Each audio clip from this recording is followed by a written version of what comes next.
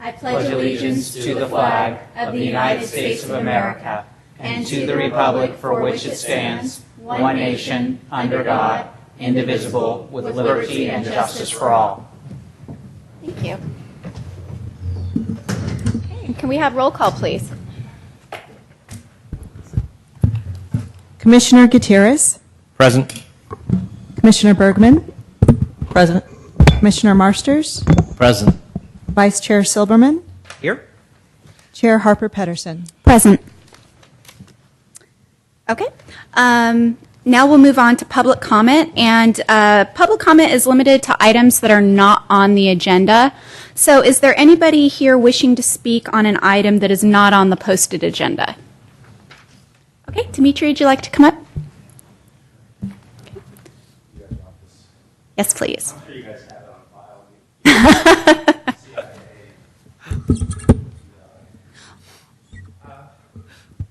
I'm actually here to comment and discuss the Eastside Connect. Thank you. Eastside Connect. Oh, yes, thank you. That's what I'm.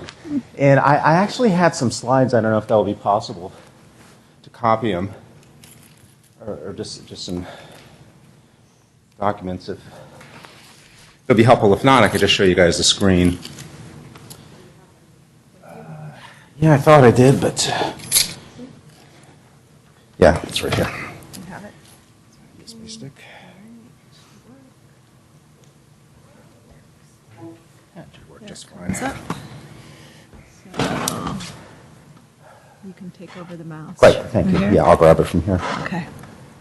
All right, so let's just minimize this for a second. I don't want folks to. I used to work for this company. This is really annoying.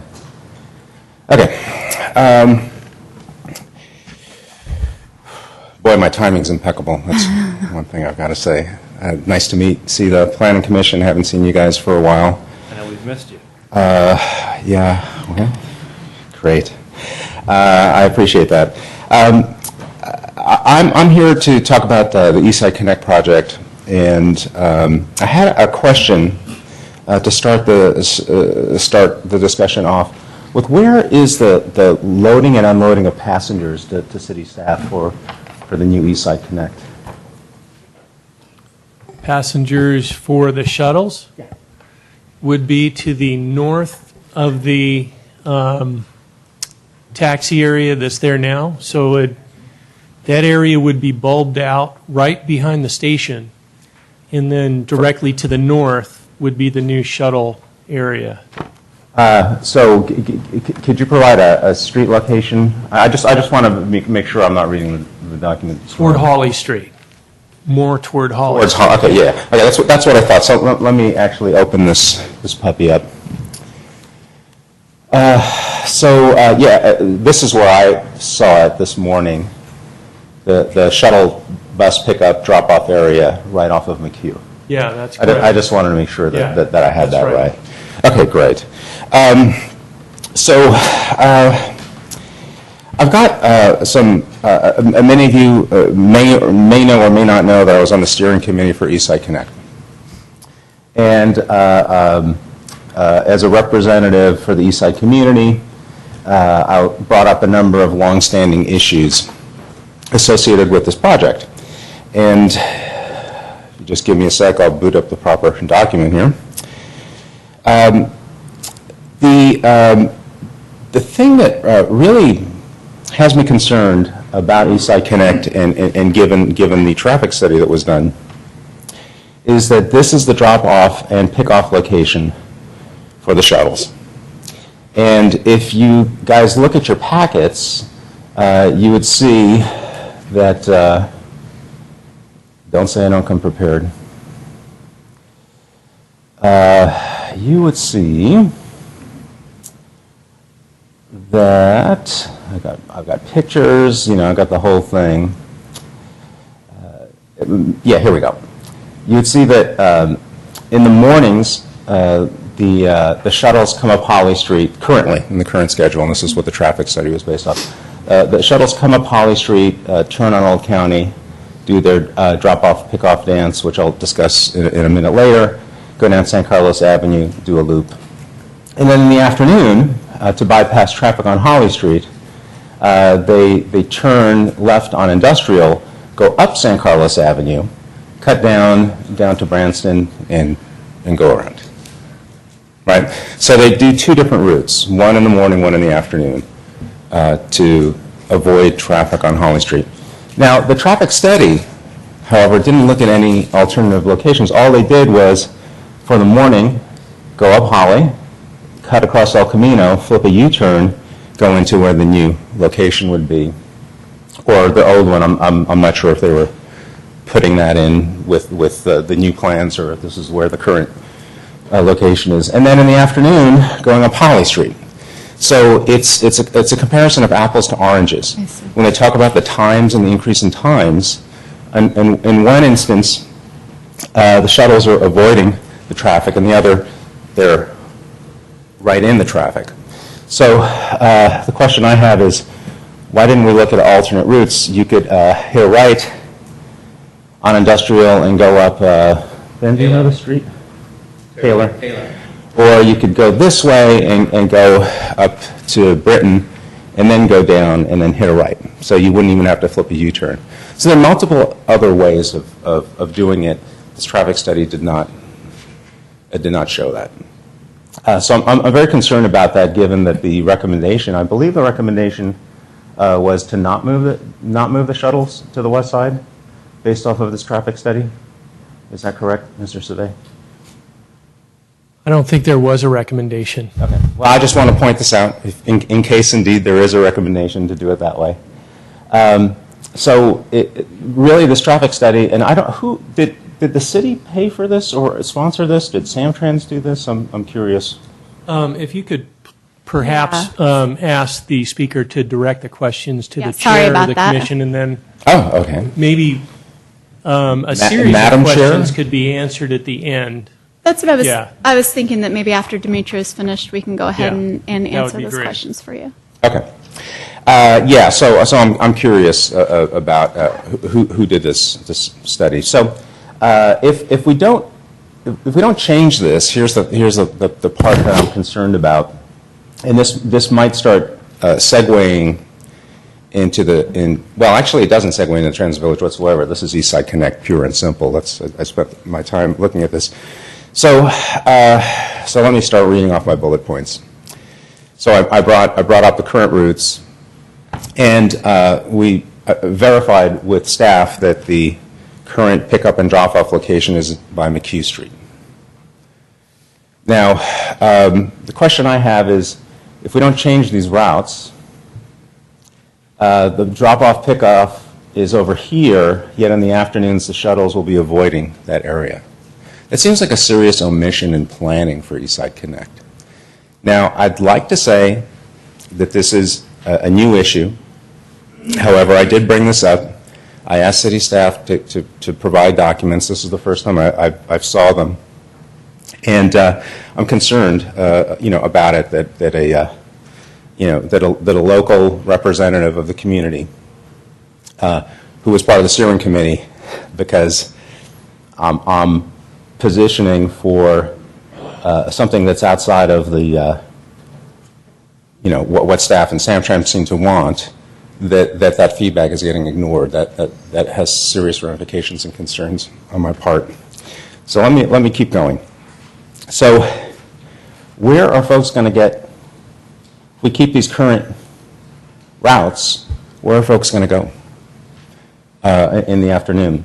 For Eastside Connect, there's no room. So let me, I actually have my bullet points here, so you guys can kind of see. So I'm very concerned about safety and safety hazards. And I don't recall any environmental review or traffic review of Eastside Connect and the impact of shuttles and the narrowing of lanes. So let's go over this real quick. Shuttle traffic study only included Redwood Shore shuttles. It didn't include Samtrans shuttles to Belmont or any other shuttles. I'm not aware of all the shuttles.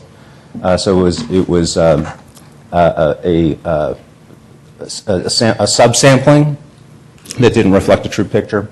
Alternate routes didn't bypass Holly. We talked about that, apples to oranges comparison. Study didn't include the routes to bypass Holly to Britton or Taylor, so this 3 to 5 minute increase is really an unfair comparison. So I'm concerned about safety. Eastside Connect is going to narrow lanes from 19 to 22 feet as they currently are. Here's one example of 20 and a half feet and 19 feet on this side. In some places it's 22 feet, down to 11 feet, some places 12 feet. And the purpose of this, which I completely agree with as someone who crosses the street on a daily basis, is to throttle the traffic down, right? That's one of the goals of this. But what's scary about it is that here you can take a look and you can see there's 11 feet on each side now. And on St. Carlos Avenue, because I also looked at the subsection there, there's no drop-off on East St. Carlos and no room there. There's 12 feet of lanes, 12 feet and 10-foot traffic lanes. Excuse me, actually, I guess currently it's 12 feet. And then in the new one, it's going to be 10 feet. So that's even narrower. So we have shuttles going here. We're trying to get bikes to go up and down here. We don't have a separate bike lane. We have a bike boulevard, so it's just a stencil of a bicyclist. I'm concerned that stencil is going to be taken by the truck drivers and cars that drive down there as an invitation to hit the cyclists instead of avoid them. That's humor. Don't all laugh at once. All right. So I'm concerned about this shuttle review. There was, the fact that it's part of the packet, it really should have been part of the EIR. And now we have these separate traffic studies without an environmental review and no public notification of them. So this feels to me that staff is making a conscious choice to not share the negative impacts with the affected community or to the representative for that affected community. But they're willing to share this stuff to you guys in a 300-page document dump without any real due process. So here are my questions to the chair. Where was the environmental review? Who did the study? Why weren't all of the shuttle routes taken into consideration? Why did we not have alternate routes that bypassed the Holly traffic situation that's current? I'm concerned about this big impact of narrowing the lanes from 22 to 11 feet. There's been no discussion about that. And as someone on the steering committee, this has me very concerned. Given this information, given the fact that we're going to have things like bike boxes, that was one of the last discussions, where there's a kind of, you can see there's a picture from the thing where the cyclists are actually part of the lane, right? We're now trying to put shuttles, cyclists, cars. Now, let me tell you why I feel this is such a significant safety concern. Since, as a resident, I walk back and forth, and I have a nice iPhone. I'm not plugging that company that I also used to work for. But, I'm just wondering, I'm sorry, I don't No, mean it's okay. but I'm wondering if this is an issue that we should be talking about, maybe we should agendize it. I mean, this is getting kind of... I'm almost done. I just have a few pictures here. A picture tells 1,000 words. And I know, Mr. Silberman, you were against moving the shuttles, but I just want to show you... I don't remember. Okay. I just want to show you guys a couple of pictures because a picture's worth 1,000 words. No, that's a good point. Is this something that we should agendize at a later point, Al, or is this something that we should continue? Because it's an important topic. I want to give it its appropriate due. Yeah, I think there's two separate issues being discussed by the speaker. One is the Eastside Connect project, and the other is shuttles and routes. And I think the idea of shuttles is part of the discussion that we can have as part of the Transit Village project, and we're prepared to do that. The Eastside Connect project is going to start construction this month. It's been approved by our city council. We've got a contract with a contractor to do the project, and it's moving forward. So whether the engineering was appropriate or not is a foregone conclusion. City staff believes that the way it was designed is the correct way for a number of different technical and safety reasons. So, Eastside Connect, what we can do is get Mr. Vandalos with our city engineer, Matt Lee, to talk about the Eastside Connect project and the engineering specifications and issues on the Eastside Connect construction project. On the shuttle issue, we can talk about that tonight.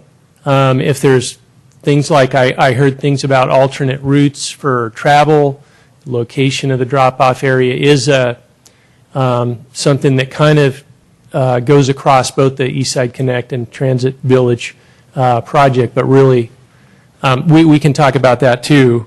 And then CEQA is if it's CEQA for the Eastside Connect project, that again, separate, that's all done. So again, from the engineering standpoint, we can get them the proper information. And from the shuttle routes and whether to move it to the east or the west or leave it where it is, we can talk about that tonight later as part of the So would Transit that be Village. more appropriate than during public comment about the PD plan for Transit Village, or should Dimitri continue at this point? Well, he's pretty far down. He's almost I'm concluded his almost done, yeah. presentation. Okay. It's, now we know some of the issues, so other speakers and staff can be prepared to answer those questions later. Perhaps this information doesn't need to be shared again, since it's been shared now. Terrific. So, all right, so real quickly, these are just random samplings of walking across the street when I've got my iPhone and I take a picture. This is a typical thing that happens. Here's the shuttle. You can see that it's blocking the traffic. And they're actually, there's nothing behind them. They just don't pull in. This happens to be a Samtrans shuttle. Here's another shuttle pulling up into the red zone. This is, again, a daily occurrence, not leaving enough room for cars. Again, from another angle, another day, a shuttle blocking the traffic. There you can see a car in the way. And remember that we will throttle this down as part of Eastside Connect. I respectfully disagree with Mr. Savay that the shuttles are not linked to Eastside Connect. That was a big part of it. Shuttles and traffic mitigations were part of Eastside Connect. I was on the steering committee.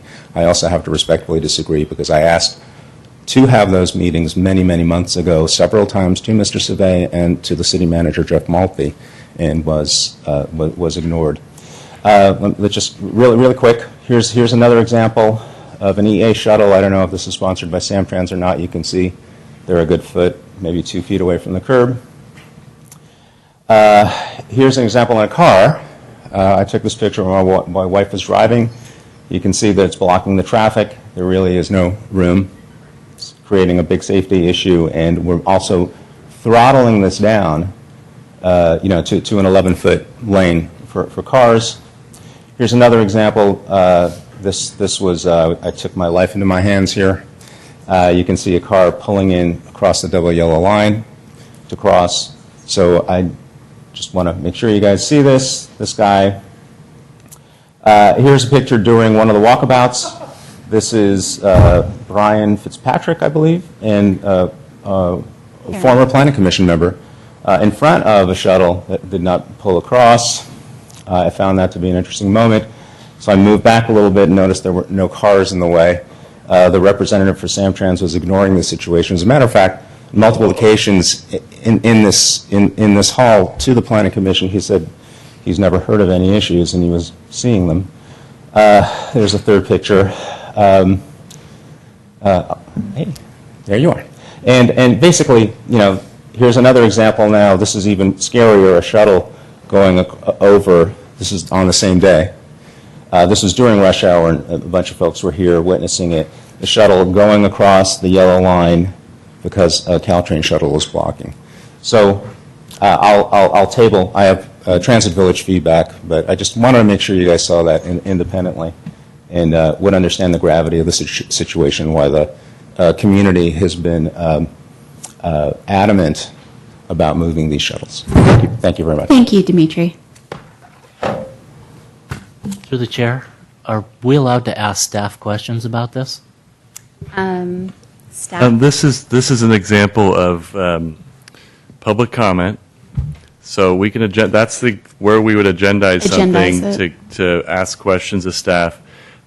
Public comment. The reason we don't advise having a Q&A on public comment is many times issues are raised that staff is not completely prepared to respond to.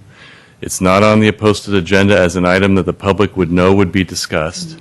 And so we really would need to agendize it for something else. And public comment is for the public to speak, so I'm not going to stop the public speakers from speaking during the public comment period, but it's really not appropriate to have a Q&A or really discuss the item or the issues raised. That needs to come back at a future meeting. But we can ask it to be agendized at a future meeting. Absolutely, you can Great. do that.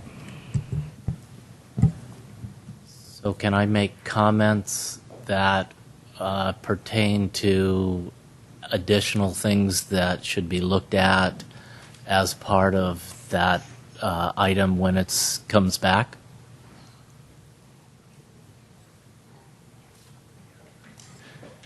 Through the chair, again, I think that the shuttle issue, there's a report in your staff report, an attachment that was done by the city's consultant. Also, we actually shared the consultant, and we're prepared to answer questions about that study this evening.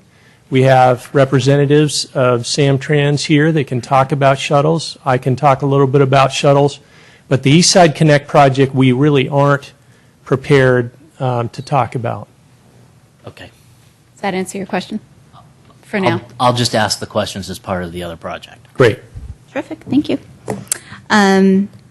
Is anybody else here to speak in public comment on an item not on the agenda? Okay, I do have one. Karen Clapper couldn't be here this evening, and she requested that I read this, so I'm going to do so. Good evening, Planning Commissioners. My apologies for not being able to present my comments in person. I wish to welcome your newest member, Shannon Bergman. Welcome. And thank Angela, David, Scott, and Jesse for their ongoing service on the Commission. I hope you will forgive my indulgence in using your first names and bypassing the typical formality of addressing commissioners by title and last names. I want to recognize your individual investment of time and energy as a commissioner on behalf of the community. On a more formal note, I am the council's liaison with the Planning Commission, and while you won't see me at many of your meetings, I watch every meeting and am available as a resource to any of you on the Commission. Thank you for your community service. And that's from Karen Clapper. Okay, seeing no other speaker cards for public comment, I'm going to go ahead and move on to the approval of the minutes. Do any of the commissioners have any changes or additions to the minutes? Hearing none, can I entertain a motion? I move approval. And I'd also just like to observe, these minutes were really, really good. It was a complicated They were nice. meeting with a lot of things going Very on. detailed. And they kept it short and sweet and captured everything. Whoever wrote them, kudos. Second. I agree. Okay, all those in favor? Aye. Aye. Great. Opposed? I guess abstention, Shannon? Great. Thank you. Okay. Well, we are going to go ahead and move on to the public hearing for item A, which is the Transit Village Plan Development. And I want to go ahead and go over the procedure for the public hearing. First, the staff will present a report on the history, physical features, and so on, followed by the staff's recommendation. Then the applicant will go ahead and make a presentation. At that point, I'm going to ask that the planning commissioners ask any clarifying questions you have of staff or the applicant. Just quick clarifying questions. Then we're going to go ahead and move on to public comment, where we're going to hear from the community and solicit public feedback. After public comment is finished, then we'll go ahead and entertain a motion to close the public hearing. We're going to have commissioners ask questions at that point and go ahead and deliberate on the item on the agenda. I'm going to go ahead and save my preface for the public session a little bit later, but I will say this. The commission will then consider the evidence and make its recommendation. If you challenge a public hearing item in court, you may be limited to raising only the issues that were raised in public comment by somebody else or by you, or comments that were given by written correspondence and delivered to the council prior to the hearing. Speakers should fill out a speaker form, which is here, found on the door, and hand it to the recording secretary prior to addressing the commission. The speaker should come up and address the microphone and speak since the meeting is being recorded.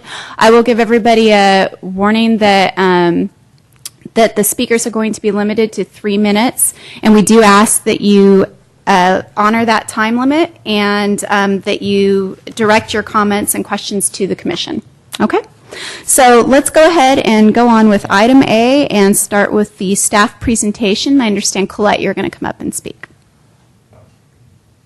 Chair Harper Pedersen. Before we do that, is there anyone who'd like to make a declaration as far as meetings or information? I know I would like to say that I've met with Legacy since the last meeting. I've met with Brian. I've talked with Brian at Samtrans, and I've met with and had conversations with many people from the east side and throughout San Carlos. Yeah, sorry about that. I should have asked about any ex parte communications before starting the presentation. Would anybody else like to disclose any ex parte communication? Nobody likes to talk to me, apparently. I had a brief conversation with an attorney at Hanson Bridget who represents Samtrans, and I've spoken to a few community members here and there. I have also spoken to community members of both the east and west side about the project since our last meeting. Thanks, Scott. Okay, Colette. Good evening, Commissioners. My name is Colette Manier. I'm a consulting project planner assisting the city with the processing of the entitlements. I'm going to make my presentation very short, not go over all of the history, but just focus on how the recommendation that is included in your packet and the conditions interact with the issues and interact with the project design. So I'm going to talk briefly just to orient us all to the project, talk about the benefits of the project, the aspects that require flexibility through the use of the plan development tool, the conditions that change the project, and just briefly go over the improvement measures and the mediation, the issues that came up through the mediation process, and conclude by looking at the actions that are before you tonight and what the next steps would be. So this is an overview of the project. There has been a change since it was last before you, even in the study session in June. Working with the applicant, the southerly part of the rail corridor is included as part of the plan development. So we basically have three components now in the plan development. The mixed-use project, the 8 new buildings, and the depot remains not a part of the plan development. It will continue to be part of the Caltrain right-of-way. It's not changing. It still is the focal point of the development. But since there are no changes in it, and it really is a key component of the Caltrain operation, it's adjacent to but not part of the plan development. The second part of the project is the new relocated multimodal station, which is primarily the commuter parking lot. And again, the South Rail Corridor is included in part of the master plan, as is required by the policy direction in Council Resolution 200379. No development is proposed in this area, and no changes in development standards or land use controls are proposed at this time. So just briefly, the project, the mixed-use project, is 8 new buildings that would include 280 dwelling units, and in buildings, the ground floor of Building 6 and in Buildings 7 and 8, just over 36,000 square feet of commercial space. It also includes underground parking, surface parking lots, landscaping, and a new public plaza in front of the historic depot on approximately 6.26 acres. The transit center includes a commuter parking lot, which includes 226 parking spaces at this time. There is an intention to look at extending this down as far as they can. There needs to be some retention here as part of their stormwater management, but they're looking at doing additional parking in this area. And then the last part is the South Corridor. As we discussed at the study session in June, The project has changed in other ways since it was reviewed in the EIR, and that includes the reduction in the stories at the fourth floor in buildings 1 through 6, the residential buildings, which has the consequence of changing the unit size and mix. There's a reduction in the commercial space in Building 6. It's been reduced in order to add one more residential unit on the ground floor in that building. And there were changes in the emergency vehicle access along here in terms of the turnouts and those sorts of things. And those were negotiated and discussed with the fire department in order, fire district, in order to increase the landscaping on the east side of the building. The benefits that are part of this project is, first of all, a widened sidewalk. I'm just starting here in front of buildings 1 through 3.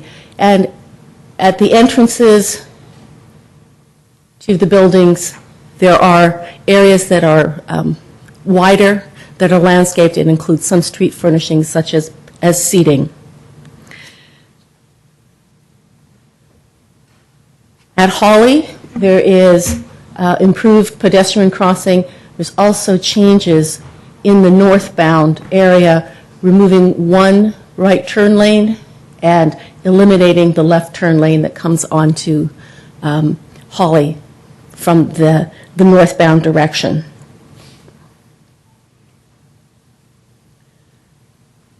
This area here currently is the main entrance into the parking that's provided, the commuter parking.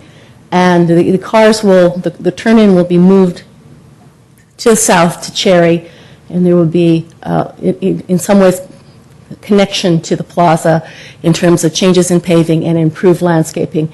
And it has somewhat of the effect of focusing pedestrian and cyclist activity in a different area than where the turning motions are going into the parking lot. The median will also be reconstructed from Hawley south to Arroyo, and an important part of that will be providing pedestrian refuge areas in the center for people who are crossing the road. The project proponents provided the street improvements across the frontage of the mixed-use project in the transit center. A proposed condition of approval would extend those improvements south from Arroyo as far south that they can go, given that there is some development at the auto-oriented uses where it wouldn't be possible to encroach into those properties at this time. The project would also include public art. Again, the initial thought is something in the plaza. Off-site, there would be additional landscaping along the railroad berm. The developer proposes to provide funding to the city, but the proposed condition of approval that addresses this would actually have the developer do the installation and the 5-year maintenance. A proposed condition of approval would also require establishing a neighborhood improvement fund, which, again, one of the thoughts was some additional trees along Old County Road or as street trees on the neighborhood, but there may be other ideas that will come forward for how those monies could be used to improve the neighborhood vis-a-vis this project. The project will also make contributions to the Housing Impact Fund. There is an existing traffic impact fee that is being assessed to provide for the improvements to the Hawley Street interchange with 101, as well as Britton Avenue at Industrial and park facility fees. So those are examples of, or a listing of kind of the amenities that come with the project. How do I back up? Okay, there are a number of aspects of the project which are included in your staff report, and I won't go over all of them, but I'd be happy to respond to questions at the end. There are aspects of the project that don't comply with the standards. An example is there are corners, as you come along here, of the building that encroach within the 15-foot required front yard setback. In the corner here, much of the buildings do comply, but there are encroachments. There are encroachments at the side yard, at the street, because of because the street doesn't just go straight, the right-of-way curves, property line comes in. These two corners do not comply with the required side yard setback. The parking lots are supposed to be set back, surface parking lots are supposed to be 40 feet back from the public right-of-way. Given the long nature, no cross streets to provide access to the rear of buildings to place parking lots at the rear and other things, that's an example of something that the plan development would allow the flexibility for. And there are other ones listed that I'm not going to go through. The conditions of approval make some changes to the property from basically a visual perspective. The fourth floor on the third building, the condition would require that that level be stepped back so it would match the setback from buildings 1 that are 1 and 2. Those have a setback from the east face of the building at the fourth story that wasn't carried forward onto building 3. So that's a recommended condition. Between buildings 5 and 6, there are a series of walkways that connect across that are open. And then you have a separation between the building, but then you have the walkways. And even though they're open-air ones, they still provide a connection and a visual connection between those buildings. And the recommendation is that that be eliminated. There are metal awnings which provide interest and detail. The condition recommends that those be modified to be a more traditional triangular shape and more traditional materials in keeping with the residential buildings that they're being placed on. And again, in the conditions of approval, there were other areas of specific buildings for which recommendations were made that at design review we look at some improvements to those. Parking,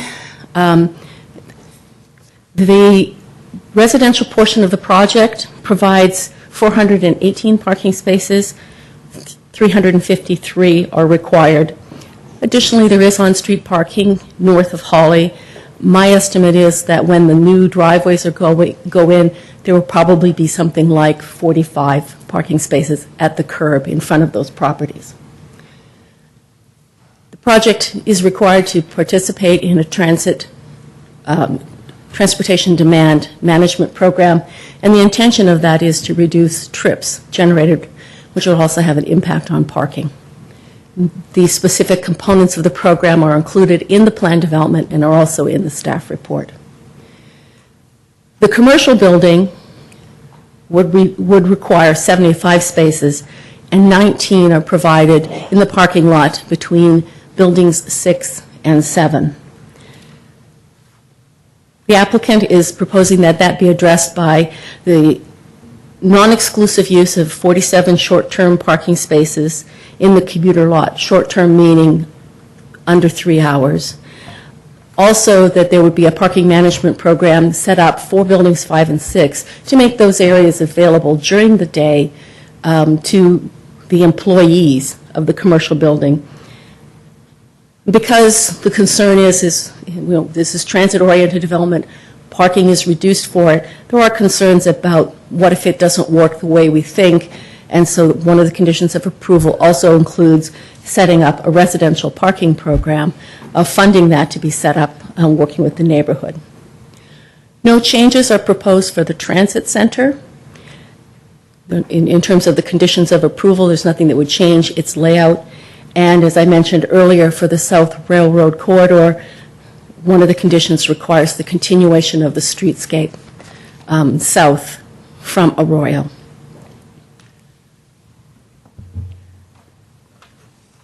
Through the EIR and through the hearings that the Planning Commission held, a number of improvement measures were developed. They're just briefly shown here. I wasn't going to touch on any of them in particular because they are discussed in the staff report, but if there's something in particular at the end of my presentation, I'd be happy to respond to it. But it included mitigation measures, improvement measures, which are not necessary to reduce an impact to a less than significant level, but would improve the project, include landscaping, having a plan for the vacant rail corridor, implementing aspects of the climate action plan, ensuring that the disruption of Old County Road is held to a minimum, providing bicycle travelways within the project, design driveway 5 to provide an adequate storage area, particularly because it's using buses for that southbound travel movement. Implementation of a part of the San Carlos Avenue improvements, and that's the improvements at the intersection northbound from Hawley, which is included as part of the project. Sidewalk, crosswalk improvements, transit parking lot design plan, designate commercial parking within the project, replace the lost on-street parking, and ensuring that as we move forward, sorry, Mr. Page.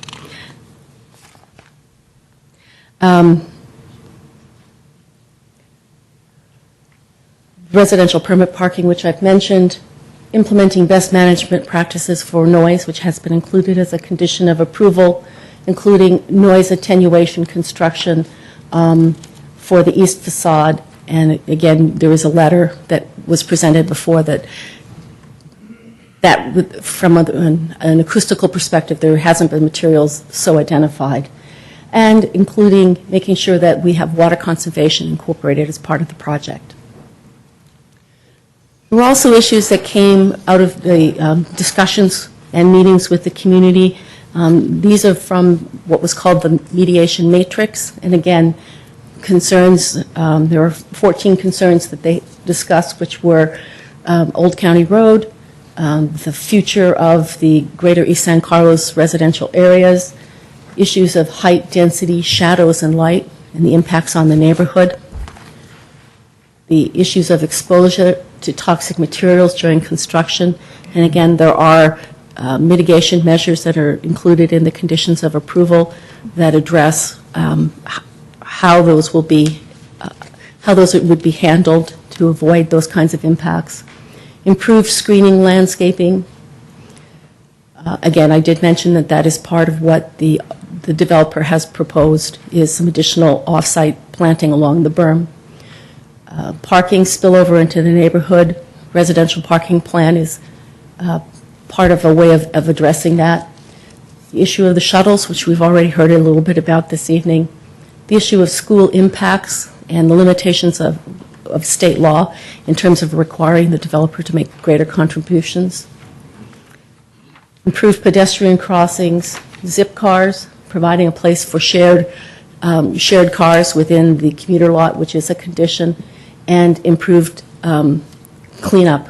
And there is an attachment that shows that the city, together with the transit district, has taken a look at that and is working to make that better. Transient and safety, again, they're working on improved policing and the issue of communication, providing improved communication. There are 2 resolutions before you.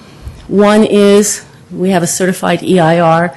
Now we have to take that document and say, how does it inform our decision, the decision that you will make or that you will recommend to the City Council, and the mitigation measures reporting, monitoring and reporting program. How will the implementation of those measures be carried out? So you're asked to take a look at that, look at the findings, look at the mitigation plan, and recommend it to council. And secondly, make recommendations, including the conditions of approval, to the City Council for the approval of the plan development. The next steps in this process would be action by the City Council, and if the project was approved by City Council, there would be additional planning approvals. They would be more focused in scope. We would do design review. We'd be taking the design direction from the plan development approval and looking at, as the more detailed plans are developed, for the mixed-use project or for the transit center, making sure those were implemented. Parcel map, grading, tree removal permits, those sorts of things. Once those were granted, then there would be also construction permits like grading permits, building permits, and the regional permits that are mentioned in the report. That's my presentation, and I'd be pleased to respond to any questions now or later after the public hearing. Thank you, Colette. Does anybody have any questions for Colette at this point?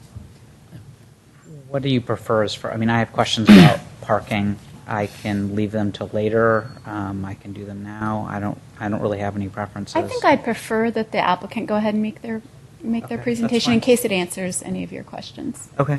Okay. Can I clarify one thing? Okay. So I sat here and listened to your list of benefits to the community.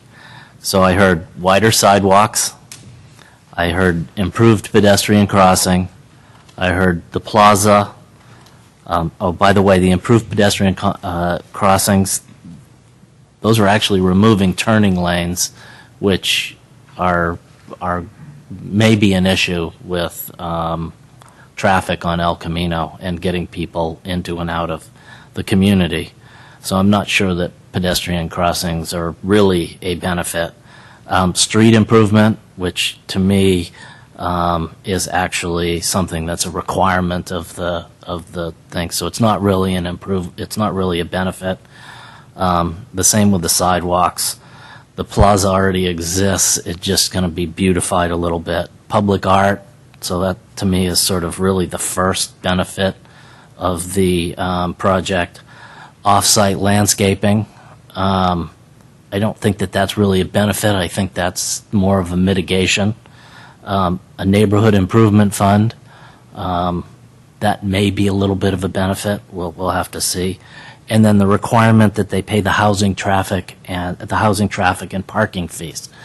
None of those is actually a benefit. Those are all things that are sort of a requirement by the city. So honestly, when you listed that list of benefits, I don't really see any benefits to the community. So I'm just curious if there's something I'm missing. I guess what I was thinking is if we have no project, none of those things then come forward. We don't get those improvements. So that's what I was comparing it to. Okay. I just Sorry, want I to make didn't sure make that that clear. they're not really benefits. They're Okay. aspects of the project that that are required as part of the project. Thank you. I think that's understood. Any other clarifying questions for Colette at this point? Okay, thank you, Thank you Colette. very much. I understand that Legacy would like to make a presentation. Sherry, are you going to lead this? Okay, great. Come on up.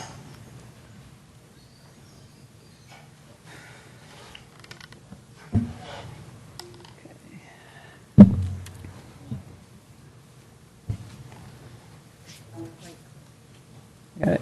I just have a last minute date.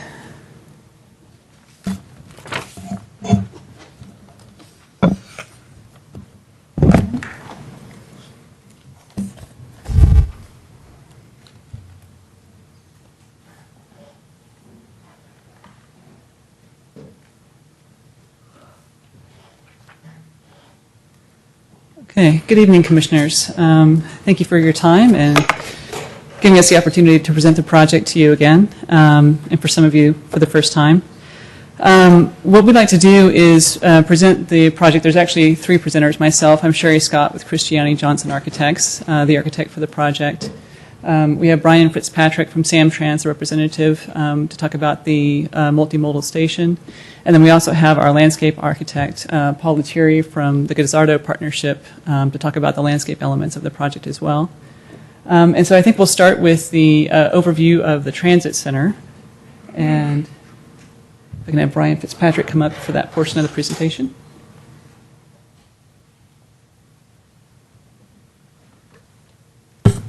Good evening, Chair, members of the Commission. Brian Fitzpatrick. I'm the Manager of Real Estate and Property Development for Samtrans, the San Mateo County Transit District, who is the owner of the property on which this development is being constructed.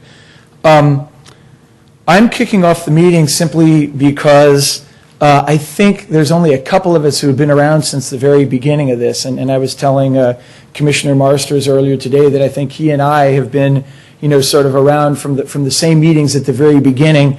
I predated the developer, predated, the majority of city staff, so I think I can bring a somewhat unique perspective to this.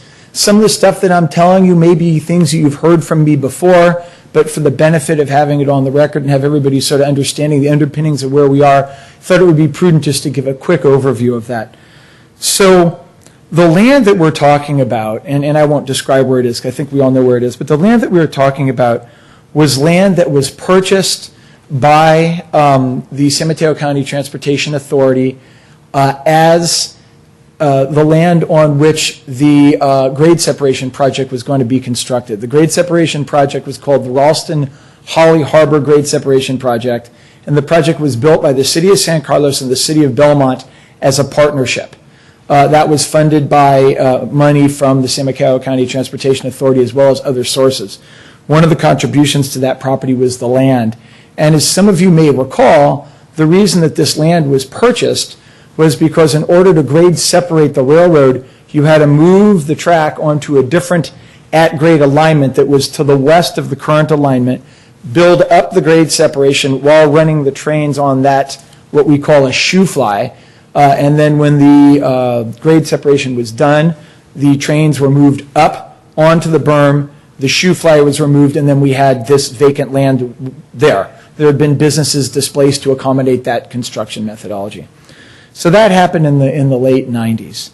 I came to the agency at Samtrans in late 2000, and one of the first things I was involved in is the early period of 2001, the city, and as you all know, the reason you guys are sitting on the Planning Commission, the city is the entity that determines the appropriate land use for this piece of land and all other pieces of land in the city, and that's done through a series of things, including having a general plan for the city and specific zoning ordinances. The city in 2001, I believe they had done it once before too, but in 2001 when I was on board, they put together a 32-person committee that had a wide range of people from different parts of your community. And they sat down and they said, what are our goals and objectives for this land that's out here, this vacant railroad corridor land? And so this committee came together. There were a number of meetings, culminating in 2 resolutions that were adopted in 2003 that ended up amending the West Side specific plan for this area with a series basically of goals and objectives for the development of this site. So the city initiated the process that said, what do we want this land to be, as is appropriate, because the city determines what happens on this land. So I participated in those meetings and was privy to those discussions. And in June 2004, our agency, Samtrans, issued a request for statement of qualifications for the development of this site. For purposes of what we're saying, let's just call it an RFP. We asked for proposals to develop the site. And what we did in that set of proposals is we set a bunch of goals for what we wanted to see the developer bring to the table. One of those goals was a consistency with the city's vision for this site.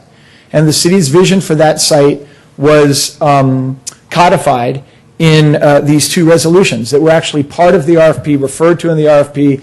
All the planning background documentation was listed as a reference document in the RFP that the developers would go back to. Developers, of course, wanting to know what the community wants to see before coming in with some plan completely out of the blue. The selection panel for the selection of the developer included Samtrans staff as well as city staff. And we got in 7 proposals. The city sat on our selection committee, and the developer we chose was Legacy. And just to give you an idea why we chose Legacy, the second best proposal we received was a 453-unit proposal for the site. Legacy's was 320. We felt that Legacy coming in had a much better idea what the city of San Carlos was looking for, the look and feel of the town, what would work in that area. So right out of the bat, that was a selection that was made, again, with city staff on board. So I think it's important to note with this background that Legacy just didn't walk into this town, come in and put down a plan that they came up with. They looked at reference documents that are based on what the city said it wanted to see there. And I think if you go back and you look at those resolutions and you look at what Legacy has submitted, you'll see that the two things are eerily similar by design. So the next question I think that's come up a lot in this community and in these meetings, and a variety of meetings that I've been involved in the last 10 years, is what is Samtrans' goals? What's Samtrans' vision for this site?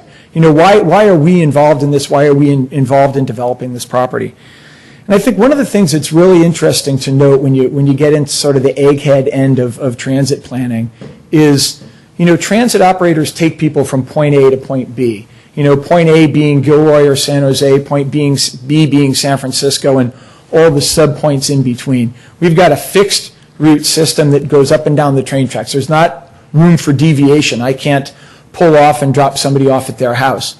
What that means is these last mile connections, or the connections that get you to and from the fixed point where you pick up the train, are extremely valuable. They're extremely valuable at getting people on and off transit. And one of the things that Samtrans envisions, when our general manager first came to Samtrans, he looked out his window, looked right down on that site, and he said, we need to bring the riders to us. We can bring people who drive cars down here. We can bring people who ride their bikes down here. We can have a variety of modes of access, if you will. But if we're bringing riders directly to the train, we're getting people out of their cars, getting them directly onto transit. We're making a real big difference in getting people to the transit station. It's important to note that at your station, you have about 700 riders a day. You have about 226 parking spots. About 85 of those people drive. So we already have the majority of people getting on this train without driving. We're bringing more people down here. We're getting people out of their cars, eliminating greenhouse gases, doing a variety of things that are going to make transit better, that are going to connect your community better to the rest of the peninsula by bringing this in. There's been a lot of talk about why anybody would want to live next to the train. In our view, this provides housing choice. By virtue of building this project, nobody is going up to somebody who lives in the hills or somebody who lives in the greater east side of San Carlos and saying, you must move next to the train tracks. But what it does is it provides an opportunity for people to live there, people who maybe want to have a direct connection to San Francisco. If you get on Caltrain and you get on an express train, you're about 30 minutes from San Francisco. You can make an argument that you're probably closer to downtown San Francisco than somebody who lives in the outer reaches of the Richmond district, like I used to back in the 90s. So we're creating housing choice next to transit, creating connectivity. San Carlos has a great downtown, so you don't have if you live there, you're connected to downtown, you're connected to transit. If you go up and down the peninsula and you look at the number of cities that have a transit center as close to a vibrant downtown as San Carlos does, there are very few of them. And I would argue that most of them are the best cities on the peninsula. Palo Alto, Burlingame, San Mateo, Redwood City, San Carlos. These are the areas that have this unique feel. That's why people will choose to live in a place like this, choose to be near transit. We want to provide that. We want to help the city and the community provide that. I asked Sherry to help me out by putting this picture up here because I'm apparently better at being shown on the screen than I am in manipulating the screen. I couldn't have got this up myself. But the little, let me see, can I try this? Oh, okay. So this area right here, this is a historic depot.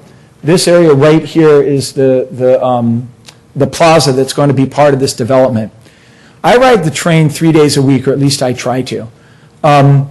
And when you get off the train in San Carlos, if you've done this on a regular basis, when you're walking through the area that will be the plaza, right now this is the entryway to the station. We have buses, shuttles, cars, pedestrians, bikes, everybody competing to come in that one area. When we do this project, we're going to create a pedestrian-only area. We're going to say pedestrians can only come through this area. We're going to move cars, buses, trucks, anything else down to the New Cherry Street intersection. So we're separating these two things. We're creating a better walking environment, not only for the people who will live right next to the station and access this, but for the rest of us who come from downtown San Carlos and other places west, we're going to have a much better, much safer, much more pedestrian-friendly crossing to get into this train station. We're connecting it better to the fabric of the community. This walkway that's going to be constructed down here in El Camino Real, we're not making El Camino Real less wide. It will be just as wide, but we're bridging the gap by creating a paving situation in El Camino Real that's going to make it aware that this is a pedestrian crossing. This is where people are going to cross. This makes it safer. So effectively, what are we doing? We're connecting our transit center to your great downtown, and we're making it safer for people to cross El Camino by effectively making El Camino smaller with this creative design that we're choosing. And when you get to the other side of the road, you're not going to be worrying about cars, buses, trucks. So we're pulling transit and downtown, we're connecting them with this project. That's a vital, vital component to the health of any transit system. As part of this project, I like to tell people, and this is part of Al Save's vision actually, you know, when we first started this project, Al came up to me and he said, Brian, we have a parking lot. I want a transit center. And what you do have now is you have a parking lot. If you go out to the San Carlos parking lot at any time during the day, or most times during the day, you'll see full-size buses parked in the north side transit taking up 3 or 4 car spaces. It's because buses don't have any place to stay when they're not running. You will see shuttles. When they do access on the west side, you'll see them stopping in the red zone in front of the Depot Cafe. Again, it's because there's no dedicated space for that. There's not area in there for it. It's not dedicated that way. It's got 226 spaces that are maximized to put the most spaces in the area that they're in. When this project is done, you're going to have a full-blown transit center. One of the things I like to point out here is this double-loaded kiss and ride area. People are going to be able to have a drop-off area. Right now, it's an ad hoc drop-off. You drop off in the red zone, you stop at an unused parking spot, you drop off your people. Here, you're going to have a full-blown kiss and ride. Cars, shuttles, buses, whatever, can use that area to drop off. As an aside, at night, if it turns out that there's some kind of a nightlife opportunity around here, it could become an area for valet parking. But during the day, full transit functionality in this brand new transit center. We're going to have areas where buses can stop inside the station, as you see there, and we're going to continue to use the stop at the other end so that we have the full opportunity to provide the full range of transit services, both as we envision it today and hopefully giving us some flexibility for the future. So you're getting a full-blown modern transit center here. Again, you know, Al's vision, Al insisting that we do this right, and I think we have. You're connecting the east side of San Carlos to the west side of San Carlos. You're coming through the station, you're shortening the gap between here, you're creating an active, vibrant space in the area that connects these two portions of your community. You're going to have people, you're going to have density in these areas, you're going to have people walking around there at night, you're not going to have a vacant, you know, piece of land down the community, you're going to have connection and cohesion in this areas. Safety is created by having people in the area. You know, the other great, you know, saying is rooftops, you know, drive retail, right? You're going to have people out here. You're going to have more people visiting your downtown. You're going to have more choice to have great restaurants. You're going to have more choice for opportunity because we're getting more people here. We're making a great downtown even better. Finally, you know, out of my 6 reasons why Samtrans is doing this, we've got a long vacant piece of land. We had to move the businesses that were on that site in order to create the grade separation. You know, they can't coexist. You can't have a train running down the middle of a lumber yard. But now we have an opportunity to put something here, to put the right thing here, to do something that makes sense for your community, makes sense for transit. And in my personal view, I think that we have a once-in-a-lifetime opportunity. You know, you come in and you put a $120 million project on this site, we better make sure we build the right thing because we're not going to have an opportunity 10 years from now to look ourselves in the mirror and say, should have been 7 stories. You know, should have been a bigger project. We have the opportunity to get the right project of the right size in this area, and we want to see this community, and we want to help this community to make a decision that works for it. Make it the right thing, so that when we look back, we say, we built that project, it was the right project to build there. Whatever it ends up being, Let's hope we do the right thing. Finally, we talk about the roles of everybody in this project. And this development is somewhat confusing because we don't have a typical landowner and then a typical, developer and a city. It's a little different. We've got a transit agency. We're a public agency just as the city's a public entity. I've said before, and I'll say it again, one of the advantages of that is we're going to be a project partner in this project for 99 years. We have a 99-year land lease. We're unique maybe to, pick a name, Chevron, who happens to own this land, right? We're going to be here. We're entering into a land lease with Legacy. We'll have a partnership with them from now for 99 years. Because of that, we do some things differently. We have a clause in our lease with Legacy that basically says you will build this project to a certain standard. We have reference projects. We went out with Legacy and we saw some other projects they've built, beautiful projects. We wrote that your project will be built to this quality. Doesn't mean it's going to look like what might work in San Jose. Doesn't mean it's going to function like that. Doesn't mean it's going to be the same height. But the quality, the amenities, the finishings, those things will be of a certain quality. Because we're going to be here for 99 years. We're partnering with you guys. We want to make sure this is a quality project. So there's an advantage in having us be here. But let's talk a little bit about the role. When we create this, there's basically a triangle that's going on here. It's a three-legged triangle with the three partners in this project. And those partners are the public agency, Samtrans, the private developer, Legacy, and the city. And it's a triangle. And we're going to work together to make the best possible project, do it as well as we can. In this relationship, every one of these entities needs to do what it's best prone to do. For example, we brought Legacy on board and we brought a private developer on board because what do private developers know how to do? They know how to access the financial markets. They know how to get funding for these projects. They know what works and what doesn't work. They know, what the appropriate expense to potential revenue relationship is to make sure that a project is financially feasible and can get built. They know all those things. That's their sweet spot. So Legacy is responsible for all those things in this triangle. That's their leg. Samtrans, we're transit experts. We do transit. So when it comes to talking about what this transit center is going to look like, how that's going to be designed, how that's going to be built, we're building it. We're doing that. We're taking the lead on it. We've got a team of people who know shuttles, who know buses, who know trains, working with us to make sure we do that right. And then the third leg of this, and the most important one, is the city.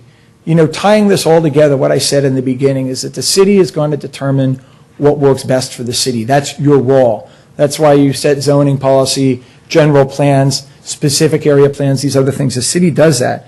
And the city's goal, of course, is to build a project that meets its goals and objectives in the best possible way. You guys have the authority over that project, and that's your role. So we're all working together here in our own little way to do this project. A little different than you might normally see, but that's the relationship. And it's my goal that we're going to do that and make a development that's appropriate. So I'll be here to answer any questions that you may have, but I really hope to see this project continue and to make a project that is as positive as I see that it can be out here. So thank you. Thank you, Brian. Do you want us to address each one individually, or would you like us to wait until the end and bring them back up to answer the questions? Can we wait till the end? Sure. Thank you. Sherry?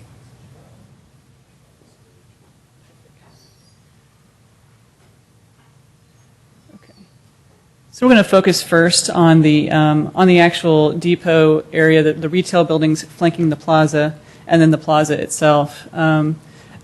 I think you've seen us talk about the plaza in several presentations before, and I think it's important for us to keep coming back here because I think it really is a tremendous change from what's there now, and I think it is a great benefit to not just to the residential community but to the greater city of San Carlos. There's two retail buildings architecturally that flank this plaza, and we've designed the buildings to step back away from the depot and plan to maintain view angles here. They also step back in elevation and height as well to scale down towards this existing depot building. So the intent here is to really frame this space, really make it kind of embrace it with two arms, which are the two retail buildings. And so I think we've hit at the right proportion, the right height to protect the space, but not loom over the plaza space. These two retail buildings also, I think they respect the material and scale of the depot, but we're not copying it. I'll show you some images a little bit later of the retail buildings, but the intent is to be respectful of the existing depot without just mimicking it as a one-off.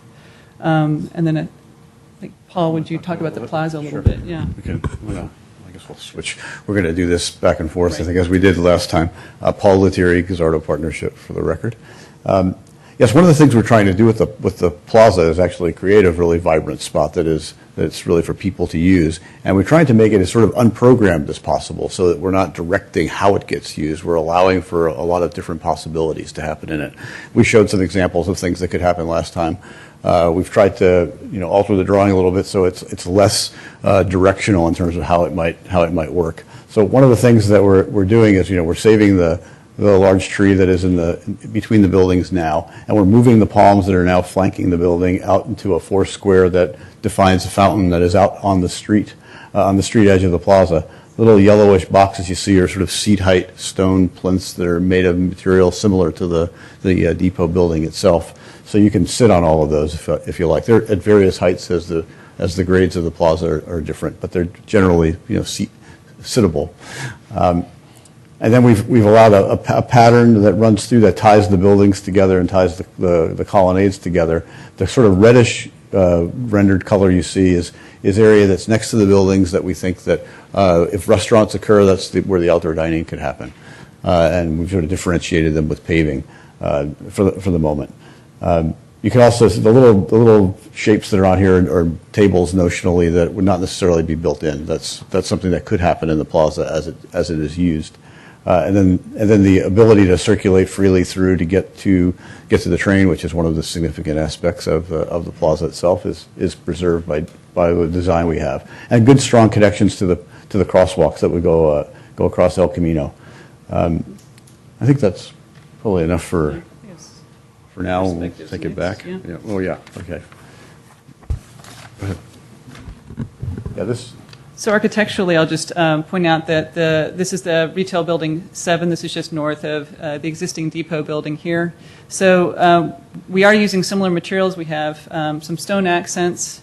You can see here how the building steps down in height from 2 stories down to 1 story as it approaches the depot building, as well as, again, stepping back in plan to drop the scale as we get towards the depot here. We have, on the 2 retail buildings, we have a copper patina colored metal roof, which would distinguish it from the residential project that's further to the north. And so there's a different character to the buildings that are going to surround the depot and surround this plaza than the residential portion.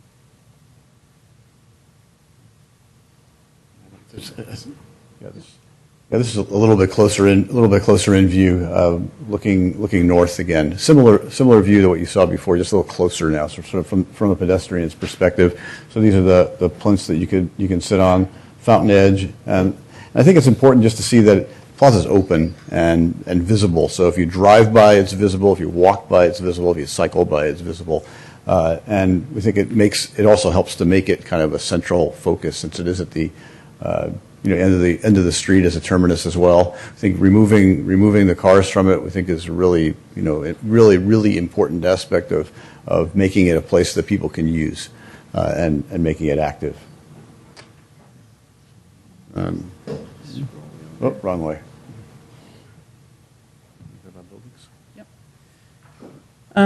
So the inspiration for the design context, the city's general plan talks a little bit about this, about design context and inspiration for in the city of San Carlos. So the train depot we've already talked about, the Drake buildings across the street, which also has some great sort of mission-style details. The residential project that's probably most similar in style is the Pacific Hacienda, which is a project that the planning staff has definitely directed us towards in terms of a successful articulation with some traditional mission-style detailing in a contemporary project. And so these are projects that we've looked to for design inspiration for our project. So the residential building, it does have some, it's a mission-style influence. This could be largely plaster with some stone accents. There's a variety of heights and roof forms, I think, that creates a vibrancy along the streetscape. This is actually building 4, but it's a typical in terms of material and color for the rest of the residential buildings. Again, the commercial buildings would have metal roof, copper patina color, different character of stone. The stone on the retail buildings would be more cut and refined, a little bit more rustic towards the residential, again, distinguishing between the two palettes for the different types of uses there. And a little bit more vibrant color palette with the copper patina and the brighter plaster color at the retail buildings. This is a view of the residential buildings from, this is the corner of Holly Street in El Camino. And so we've also brought the stone accents here. This is more the rustic stone that's going to be on the residential buildings, merging in with the plaster details. We have a lot of detailing around the windows, a lot of different roof details, molding details, which bring out this sort of the mission-style character that has inspired our project. And again, it's with the street trees. It's you don't see all the variation as the project goes down El Camino Real, but the intent is to create a lively streetscape, lots of ins and outs, lots of articulation, really breaking down the building massing in height between 3 stories, 4 stories, along with the different roof forms as well. Yep. You know, it may be obvious. The only landscape that's actually representational here is the trees. The ground plane is just been left plain, and the terrace planters that are at the edge here are, you know, unplanted in this picture because it's really about the architecture. Just for clarity, that's all. That's true. The sensitivity I have about it. You know. Yeah. Sorry, Paul. That's all right. My SketchUp skills with plants isn't as crafty as yours. That's all right. So just to give a project overview of the residential portion, this is starting at the north end. This is building 1 at the far north. The buildings are all organized around internal courtyards, which face El Camino, which is the street frontage for the project. So there's building 1, 2, 3, and 4. This is Holly Street here, and so these are the 4 residential buildings that are north of Holly Street. They're all a combination of 3 and 4 stories. One of the big changes that we've made, and I'll show you a little bit more detail later, is really reducing the mass of the 4th floor and the extent of the 4th floor on all of the residential buildings. And I'll show you a little bit more detail on that later in the presentation. So there's a lot of variation in height, and there's a lot of articulation in plan as well, as these courtyards step back and units face into these courtyards to create more private, intimate areas for each building. It's its own community within the larger community. About the streetscape, yeah. Yeah, we can do that here. And also, the courtyards are generally above El Camino Real in terms of grade relationship. I mean, it varies. It's about 4 feet, right? So you're not directly, you know, on El Camino. You're about 4 feet above and set back from it in the court. So you have some of them. You know, we've got swimming pools, and there's some other blue that you see, or some fountain features. Otherwise, there are various use areas that residents can use for various purposes, and there is planting in them, which you don't always see in all the architectural elevations as well, because again, for clarity of showing architecture. One of the things that this slide's about, I think we have another one as well, is getting a continuous row of street trees down the site, a 10-foot wide sidewalk that's continuous as well, running all the way down, and then I think at some point, I'm not sure if it's the next. It'll come along. I don't know if you want me to keep going. I can. I just want. Yeah. No, I didn't. There we go. Yeah. Well, we wanted to. In general, the street pattern is as continuous as it can be based on existing utilities. Utilities tend to inform a lot of things at higher density sites. So if there's a place where you're wondering why isn't there a tree there, it's usually because there's electric lines or water lines and things like that are in place. And we're moving utilities in a lot of places to be able to get continuous planting. This is just a sort of a sample example that the buildings are 17 to 30 feet from the curb. So if you want to go from the back of sidewalk, subtract 10 feet. So there's 7 to 20 feet. You want to look at it that way. There's the continuous tree planting and lights in between every other tree. So we new lighting along El Camino. And then there's terrace planters And we have a landscape buffer between the building and El Camino in all cases, depending on where we are. The width does vary as the street curves, and you can get a little bit of sense of some of the courtyards that would be up above. You can see the stairs that take you up, and that's kind of the general character of the street frontage along El Camino. I don't know if you want to go back or The building entries being at grade there, the here. plaza, to the left, in the center of the screen. Oh, here. In the very the Go ahead. first part. Go ahead. Just say Yeah. it. Say it Sorry. instead.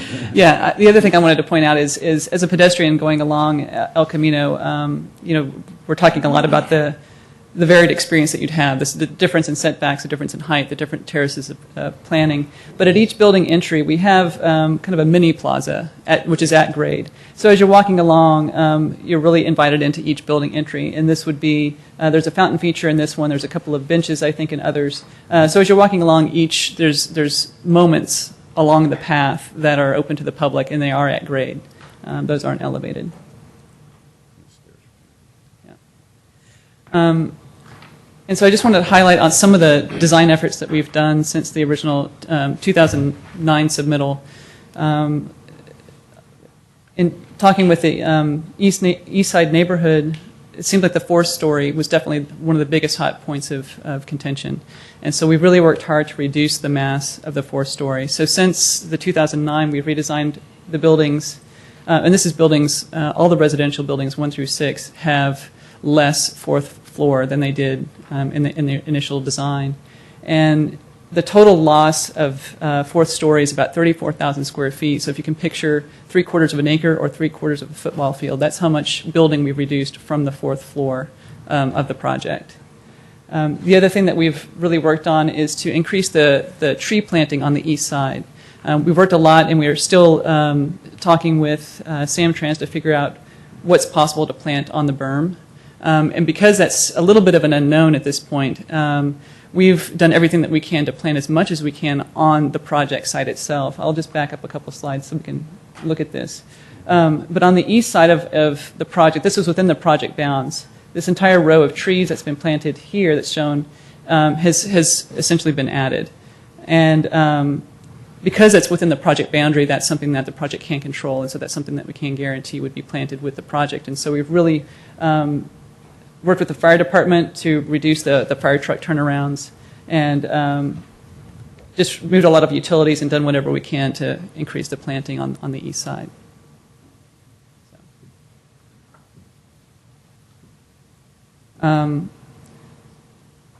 Other public improvements would be improved crosswalks along El Camino Real. This would be at Holly, San Carlos Avenue, at Cherry Street, and at Olive. And then the street tree planting that would be all along El Camino Real through the length of the project. So just to give an example of the reduction in the fourth floor mass, what you're going to see at the top of these slides is each building in the previous design. The shaded area, it's a little bit hard to see on this projector, but the shaded area shows the extent of the fourth floor in the previous design. In the new design, in the current proposed design, the fourth floor area is just here. So we have 3 stories. East is up, actually. So this is a 3-story roof below, and this is facing the east side neighbors. These roof forms here is also the 3rd floor below, and that's facing El Camino Real. And so it's about 9,500 square feet reduction just in building 1 alone on the 4th floor. Buildings 2 and 3, again, the top image here is the previous design. The new design is showing the extent of the 4th floor here. So the 4th floor area is just this portion here on building 2. This area here is all roof form, which is the level 3 below. So this is facing the eastern neighborhood here. This 3-story portion and this 3-story portion here are facing El Camino. On building 3, on both ends, both north and south, facing both El Camino and also the eastern neighborhoods, these units here have been removed, and so that's a 3-story portion. That's a 55-foot wall right across the street from our house, right? And so, sorry. And so on building 4, this building is actually more across from the commercial. This is towards Holly Street, so there's the 7-Eleven that's across on the eastern side. So we've actually maintained more of the mass on building 4 than we have on some of the other buildings, but even on building 4, we've reduced the height here and here. This is a 3-story portion. facing both El Camino and the east neighborhood. And again, facing Holly, similarly, we brought the building down to 3 stories. Buildings 5 and 6, these are also across from the commercial on the eastern neighborhood side, and this is also adjacent to the new retail plaza. So previously we did have a 3-story portion of the residential building here. This was the only portion of the building that was 3 stories in the initial design. But as you can see, we've really increased the area that's 3 stories here, and also facing Holly Street. This goes down to 3 stories as well. So again, in all of the residential buildings, we've reduced the area of the 4th floor in the new design. And that's the end of the architectural presentation. Great. Thank you. Thank you. Is that the end of Legacy's presentation? Okay. Really quickly, I know we have some questions for the applicant, so. Yeah, I got lots of questions. Brian, you want to start?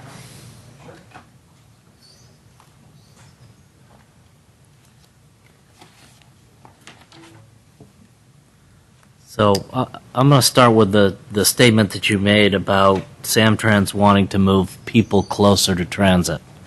And for me, it seems contradictory to put housing so close to the station, yet you're moving the parking for all the people who are actually trying to use the transit further away.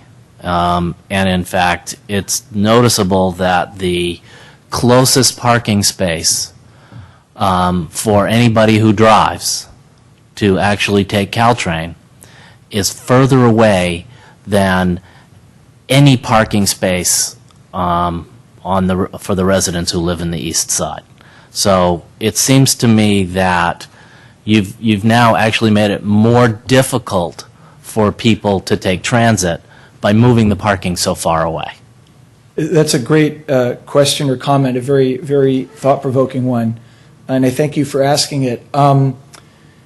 The Peninsula Corridor Joint Powers Board, Caltrain, and Seamus Murphy is here for Caltrain, but Samtrans is designing this parking structure or this parking yard, the transit center, on behalf of JPB as its local member entity. So I can answer this one. The Peninsula Corridor Joint Powers Board has an access policy. And what the access policy basically says, and I'm going to get a little eggheady here, and I apologize for doing this, but basically, in transit, you're looking for modes of access. How do we get people to the train? What's the way you do that?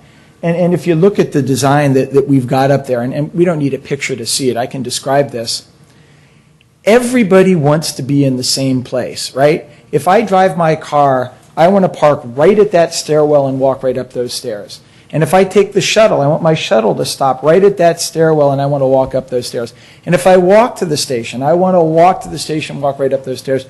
Same thing for riding your car, same thing for riding a taxi, same thing for any mode of transit that you take. As that is the case, what we have to do as a transit agency is we have to set priorities as to what modes of transit we want to, of access that we want to prioritize. Now that doesn't mean that we don't support all modes of transit, but it means when everybody wants to be at the same place, not everybody can be there. It's like my 8-year-old and 6-year-old both want the same Barbie. They can't get the same Barbie. We got to figure out a way to prioritize. So our agency set priorities. The Peninsula Corridor Joint Powers Board set priorities. And what those priorities basically say is pedestrian takes precedent over car. So when we have a situation where we have a long, skinny area and we have to decide who gets that spot right at the stairwell, we go to our policy. So what does our policy say? Policy says pedestrian takes precedent over car. Policy says shuttle takes access over car. Policy says buses take access over car. That helps us make these decisions. If they could all be there, that would be great, but they can't. So we have to make these priorities, and that's the way it's teed up. And a lot of that has to do with greenhouse gases. A lot of that has to do with other things, but that's the priorities our board has set. Our staff looks to those priorities to guide us when we have to make these really tough decisions, because they are really tough decisions. They're not easy.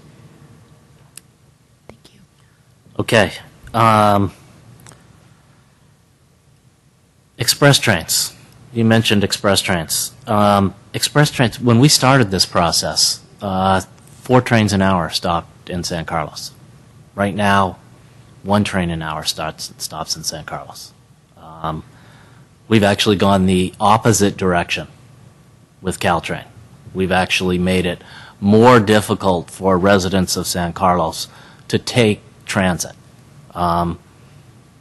It seems like what has happened is that we've actually disincentivized, shall we say, trying to take the train because they don't stop here. And why would they stop an express train in San Carlos when it stops in Hillsdale and it stops in Redwood City? So the suggestion that if we build all of this, we're suddenly going to become a San Mateo or a Redwood City or a Millbrae, because now we're going to have all of these trains stopping, doesn't seem to be a real reality. And so all of these houses are going to be built right there, but they still won't have access to the transit. So Scott, what is your question for Brian in this case? So or the for question Sheena? is, what is going to happen to the transit system when this is built? So I'm Seamus Murphy, Director of Government Affairs for Caltrain, and we have good news in terms of what the frequency of service will be to San Carlos and really all of our stations on the right-of-way. We have a Caltrain modernization program which has been in the works for a long time and includes electrification of the right-of-way and installation of a new safety system. And the benefit of both of those projects combined is that they allow us to purchase lighter weight European style equipment that has performance advantages over our existing diesel equipment, especially in terms of the frequency that would be allowed at all of our stations. And so if you think in terms of how the system operates today, we have express trains that stop 5, maybe 6 times as they make their trip between San Francisco and San Jose. That takes about an hour. When we have an electrified system and this new rolling stock, we'll be able to make that same trip in the same run time, but we'll be able to stop 14, maybe 16 times as we make that trip. That allows us to increase frequency at every station. So when you get on a train in San Francisco, and today you might only have 1 or 2 options every hour, if you want to get to your job or your destination in San Carlos, with an electrified system, you'll have 5, maybe 6 options every hour that will make that trip, and it'll do it in the same time that an express train makes the trip today. And is that truly what's going to happen, or is what's going to happen is now you keep the same stops and you're going to go from San Jose to San Francisco quicker? We'll have flexibility in terms of what scheduling options we can pursue. We don't have a schedule that has been defined yet. The schedule that ultimately is operated is going to be one that's based on ridership demand and maximizes capacity and ridership for us to reflect the demand that we have, which is growing. And if there is demand for transit service in San Carlos because uses change around the station, uses change around downtown, then we're going to be able to adapt transit service and provide a schedule that reflects that growing demand. Thank you. Brian, I got a bunch of questions here. That's okay. These are all based on your comments. You talked about a pedestrian-only area in the plaza. What about bikes?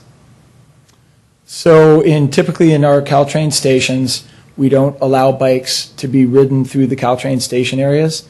So my assumption is going to be we're going to do the same thing here on the plaza. We're going to ask people to walk their bikes when they get into that plaza area to keep it safe. Of course, people will still be able to do whatever they can do in the streets of San Carlos, and new sidewalks that are built on either side of the transit center. But in that plaza area and underneath the tracks, I think we would probably be likely enforcing a walk your bike situation to create safety for people. And who's going to be enforcing that? That would be the agency Transit Police.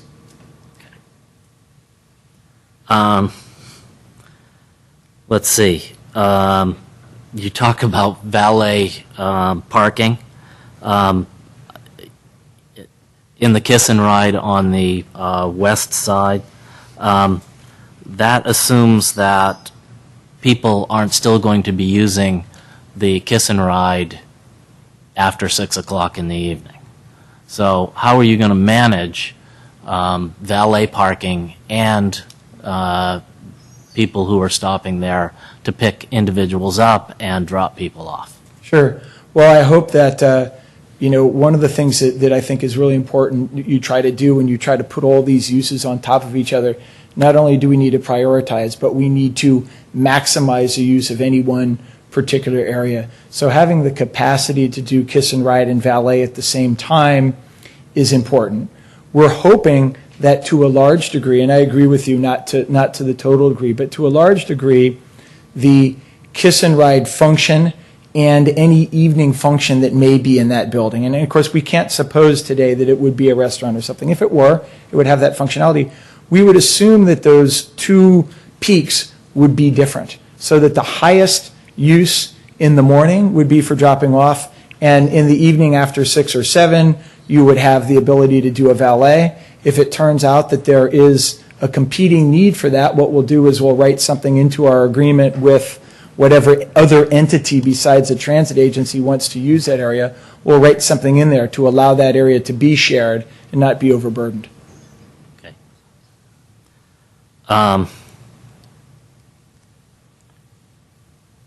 Before I move on to Sherry and Paul, I noticed a couple of things in your transit parking lot. The closest Caltrain handicap parking spot is at least 500 feet away from the loading platform. That's if they can make it up the stairs. I have a little bit of a trouble. I have a lot of trouble with that, actually, because anybody who would require a wheelchair would essentially be excluded from using Caltrain at this station. You could not, it would be a tremendous burden for them to get from those parking lots, which would actually be south of Cherry, to get all the way to the ramp, which would allow them to get up to the station. So that's something that when you talk about priorities, I look at that and think somehow the handicapped individuals have gotten a much lower priority than somebody who's capable of walking to a business. So that's something that I think we're going to have to address. Is that something Brian can speak to? Yes. I would simply say in that case that, by law we'll be required to be ADA compliant. Okay. And I do know that as we're looking at that north end of the transit center, if you will, again, that's the area we're competing with a lot of things. We've had some comments internally that we want to relook and prioritize in that area. I'll be sure to carry forward to our people. Again, we'll be ADA compliant no matter what we do, but I'll be sure to carry these comments forward as well, that we make sure that we keep an eye out for our disabled patrons and potentially try to prioritize some things closer in that area. But again, we will be ADA compliant by law no matter what we do. So one other thing before you, this is a 100-year project. You call it 99 years. I call it 100 years. And one of the things that I look at is the track record. And I know you and I have had an awful lot of discussions over the last 12 years. Honestly, if the last 12 years of a track record for Samtrans and Caltrain is any indication of what it's going to be like for the next 100 years, we have a serious problem. Now. Okay? Don't make me gavel this. I think that I have a real problem with this project, and I have a real problem with the fact that there are a lot of things in here that are not really guaranteed, and so we're going to continue to have a lot more of these discussions. Well, again, our goal as a public agency is to partner with the communities in which we sit and address the specific tensions that occur because there's a transit system there. And we try to be as receptive as we possibly can and to address those issues to the best degree that we can, and we will continue to do so as this relationship continues. I will tell you personally, from my personal experience in the last 12 years, both agencies have failed miserably. Thank you, Brian. Thank you. Thank you. You want Sherry to come up? Yes. Sherry?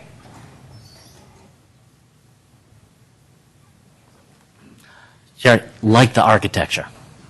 Really like the way the buildings look, okay? Thanks. I do have a couple of questions. You talked about the way the buildings 7 and 8 actually step down to the depot. I agree with you on Building 7. I like Building 7. I think it's the right height that steps down. Building 8 doesn't really step down for me, okay? The height of that building, and I noticed your pictures, they all show pictures of Building 7. They never show Well, the this is plaza. actually, this is Building 8, if we want to take a look at this. Right. So we've got the 3-story here, down to 2 stories, and then down to the 1-story terrace beyond. So, Scott, is your question that it But it's 1 story at for the depot, and you've got 50 feet. Actually, it's 46, 47 feet tall. That to me is not really stepping down. Yeah, well, I would like to point out that the portion of the building that is closest to the depot is 1, and then we step up to 2. And then I do have some, if you want to see the animations, I think we showed them at the study session. You did show, prior. and I Okay. still didn't feel like it. Okay. It really stepped down for Building 8. So that's going to be an issue that I think we're going to have to discuss. The plaza. So when I look at the plaza, and I'm worried about the area that you talk about outdoor dining versus people passing through, and I'm concerned about that area spilling out into the plaza and making it difficult for people to actually walk through the plaza, because we know people are going to be walking through that plaza in order to get up to the train station. Everyone who lives on the east side walks through that plaza in order to get to downtown. And if it's like the downtown right now, it's very difficult to walk on the sidewalks in downtown.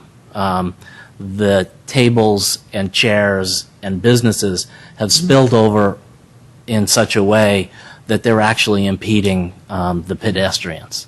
And we don't really do a whole lot about that right now, and I want to make sure that that doesn't happen here, because there will be hopefully a lot more traffic here. So I don't know what your plan is. I saw the square stone things, but I'm not sure that that's going to be enough in that plaza. Yeah. Actually, I think design-wise, we have a couple things going for us there, and maybe I'll just have Paul articulate. But starting with the building here, again, this is the 1-story portion that's closest to the depot that I was pointing out here. And what this has done is create a little pocket. Just to clarify, that little tiny square in the upper left-hand corner is the 1-story? Yes. Okay. Yes, this is the 1-story portion here. And so what this has done is create a little notch for that outdoor dining. Again, I think if you're a diner, you wouldn't want to be in the middle of the plaza either. It wouldn't be a comfortable dining situation. So we're looking for a situation that's good for both the commuters and people passing through from the east side to the west side, and also for the diners. And so you can see that this is about 16 feet of unencumbered. I think it actually might be a little bit more than that, about 16 feet. Right. And so that's wider than the total width of the sidewalks downtown currently. I think those sidewalks vary between 8 and 10 feet. And so this is 16 completely unencumbered here. And I think what before we Scott's even change the asking paving. is if there's anything that delineates the spillover, that prevents the spillover Sure, from absolutely. the And I think that restaurant comes down to good building management. And the other thing that I noticed from your last presentation before is that seemed to be the area that you were putting the farmer's market in, okay? Yeah, in that and we took that 16 out. feet. We're not going to direct any activities in those spaces that you don't want to have there, for sure. That was just, one of 100 different things, and it's gone. Okay. The other thing that I had a concern with are those stone sort of seating locations. There's really nothing there to prevent cars from driving into the plaza, except those sort of couple of foot-high stone squares. But they're actually... Well, there is a looked curb. to me like There's a street curb. There is a street curb Yes. there. Okay. Absolutely. Okay. Okay. Yeah, so the street curb would be in line with this line here. So there would be about a 10-foot sidewalk, and then the first set of plinths. So you'd have to jump the curb and then also go over the plinths. So there's a couple layers there, but the first line of defense is definitely the street curb itself. Let's see. The courtyards. Are any of the courtyards accessible to the public? I noticed you talked about sort of the little area to the front, but I believe that there's a requirement that 10% of the area be accessible to the public. Correct, and that's true. The areas that are accessible to the public are the ones at grade in front of the courtyards. So essentially, this is the line of the elevated courtyard back here. Okay. And so the stuff at grade is what's accessible to the public. Okay. But the courtyard itself, because the residents need amenities that are for themselves as well, it's a balance. Some of it's public, some of it is private. But when you get to the 4-foot elevation courtyard, that is typically for the residents. It's common area for the residents, but... Okay. And we need to have a clarification in the zoning whether that 10% is 10% of the property or if it's 10% of the courtyard area. Do we want to clarify that now? Because I believe it's 10% of the property. I'm sure we'll. So it's 10% of the courtyard area? Of the property, I believe. Of the property. We can have staff maybe clarify that. They can get back to you with that. Yes. Yeah, great. We did go through those calculations. The other question I would like to ask is, you've lined up the streets with the streets on the neighborhood. If the berm is removed someday and is replaced with an aerial viaduct, is there the ability to allow traffic to flow through the project? You mean street traffic? Yes. Okay. That would be something to consider in a design. I don't think we've done anything that would preclude that, mainly because we have this access easement, emergency access easement that's shared between the project boundary and the Caltrain right-of-way. Yeah. And so that's available for fire truck access, maintenance vehicles for the tracks, et cetera. So for example, if there was nothing here to obstruct, because we do have a driveway here, it could conceivably connect. I mean, we'd have to be studied. But the reason I asked that is that was one of the discussions that we had many, many years ago, was whether we were even considering opening an area underneath the berm in order to have traffic flow through some of these residential streets into El Camino. So I'm just kind of curious whether that is... there's no building in the way here. There is the berm and the tracks, but if in terms of the project, the architecture of the project, that would not preclude something in the future should the berm go away. Okay. Another question that I have is, you mentioned that 34,000 square feet of the property, and essentially 3/4 of a football field, have actually been removed from the project. From the fourth floor. From the fourth floor, okay. Correct. And I believe this was a conversation I had with one of the residents on the east side, who actually figured out all the square area of the project and came up with the number of it only being 7% of the project has actually been removed by scaling back what you've done on the fourth floor. I'm not sure where the 7% number came from. Well, I think it came from taking all of the square footage of the project and saying how much of a decrease in the project did you actually do as far as removing those few units that you removed. Well, actually, you didn't remove any units. But the units got smaller. But the units got smaller. Right. And I was just curious if that number I haven't correct to you. It sounds low to me. The 7% sounds low to me. One way that we're able to achieve the project goals and also accommodate reducing the fourth floor mass is by making the units smaller and also filling in some spaces on the ground floor, on the lower floors that where we could. In order to keep the project viable, keeping the unit count at 280 was one of the goals. And so there are more units on the ground floor than there were previously in order to keep the unit count high. That's all the questions I have for the moment. Great. Thank you, Scott. David, do you have any questions? For the architect or for For the architect, for Caltrain? Samtrans, or for staff? We do. I mean, I had some questions about parking, but you know what? I'm going to be here at all the meetings, and these folks might not want to come back to all the meetings, so I'm happy to delay my questions till the procedure end. time? Yeah, if Great. that's okay with everyone. It's fine with me. Shannon, do you have any questions for the architect or for staff at this point? Yeah, I did have questions on landscaping. Mm-hmm.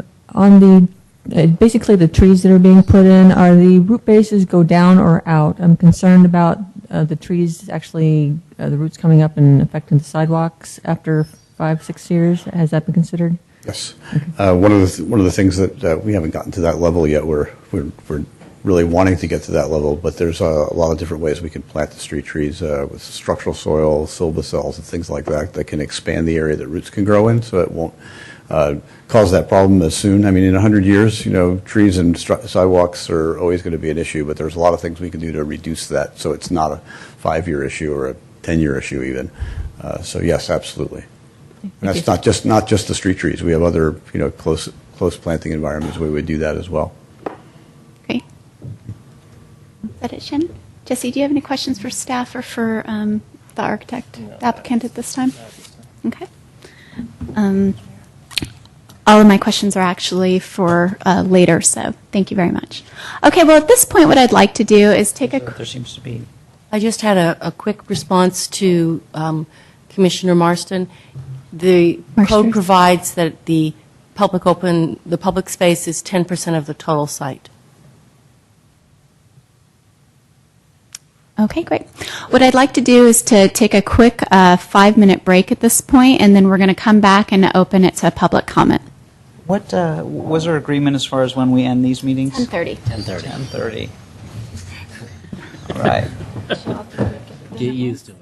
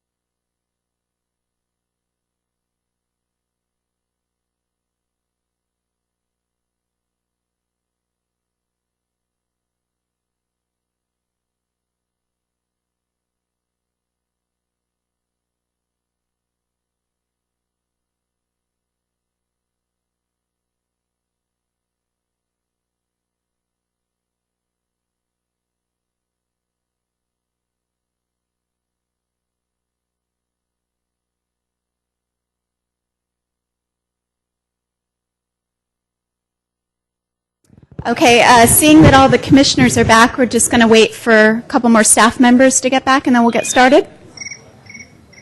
That'll be the. I like that one. Like that one? Maybe we all pick a different coat. We can have like a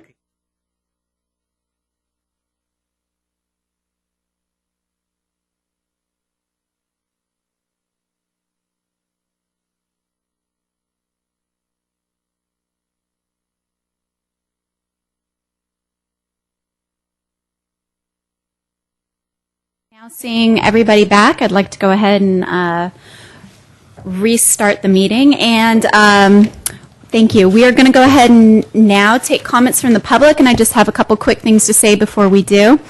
Many of you were here during the study session. Of course, most of you guys were here as well, and you may remember that I had purposely declined to put a time limit on public comment from the study session because the purpose was specifically to solicit feedback from the public about the project.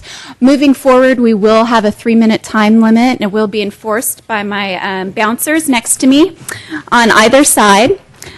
So please do your best to stay to the time limit. And additionally, I do ask that you direct your comments and questions to us, and the commission will then give some time for staff to respond to those comments and questions after public comment. Of course, as always, please refrain from shouting and cheering from the audience. Please refrain from disrespectful language, and new information in your comments that were not spoken by a previous speaker are much appreciated by the dais. Okay? Great. We're going to go ahead and start with our first speaker, Alex Phillips. Thank you. Thank you. I'm Alex Phillips. Live at 798 Walnut Street. I was on the Planning Commission for 9 years and was chairman for 3 years. And I've been in San Carlos for 20 years, so I still consider myself a relative newcomer. But I've learned a lot about this city, and I spent a lot of time studying it while I was on the Planning Commission and on other committees leading up to serving on the Planning Commission. I want to point out a decision was made a long time ago in San Carlos. In 1958, on Walnut, Elm, and Chestnut, it was all single-family homes. And a zoning change was made to make that multifamily, which greatly increased the value of the property. But there was no eminent domain, nobody was forced out. It took 20 years before property started being consolidated, and we ended up 20 years after that with the apartments that we have now on those 3 streets. And it's primarily because of that vision and that long-range thinking that Caltrans doesn't depend on cars to get people to the station. There are many more people walking to the station than looking for a parking space at the station. And I think we should have more of that.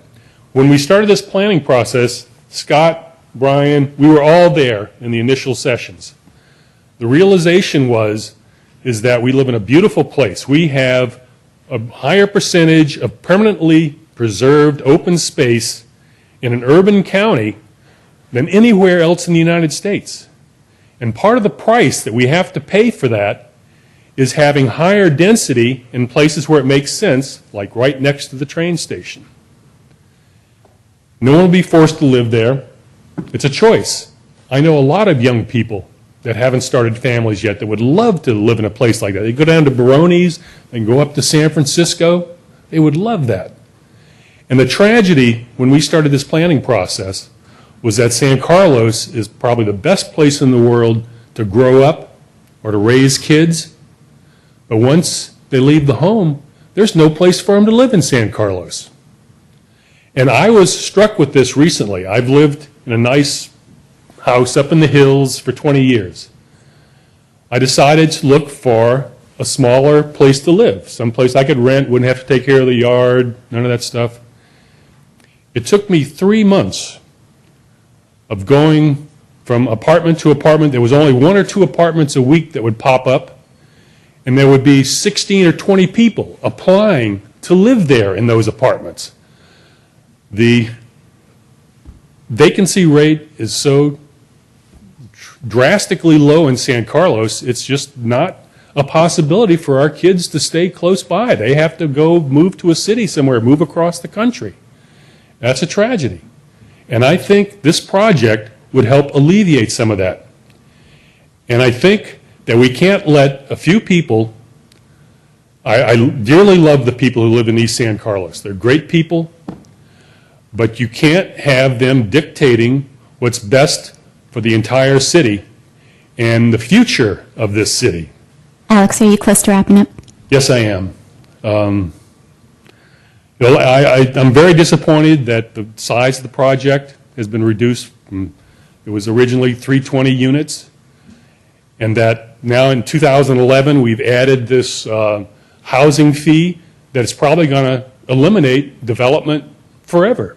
This may be the last project that ever has a chance of penciling out, because that Samtrans and Legacy Partners have bent over backwards to satisfy the requirements. I don't think this is good leadership if we shut this project down. Thank you. Thank you, Alex. Dimitri.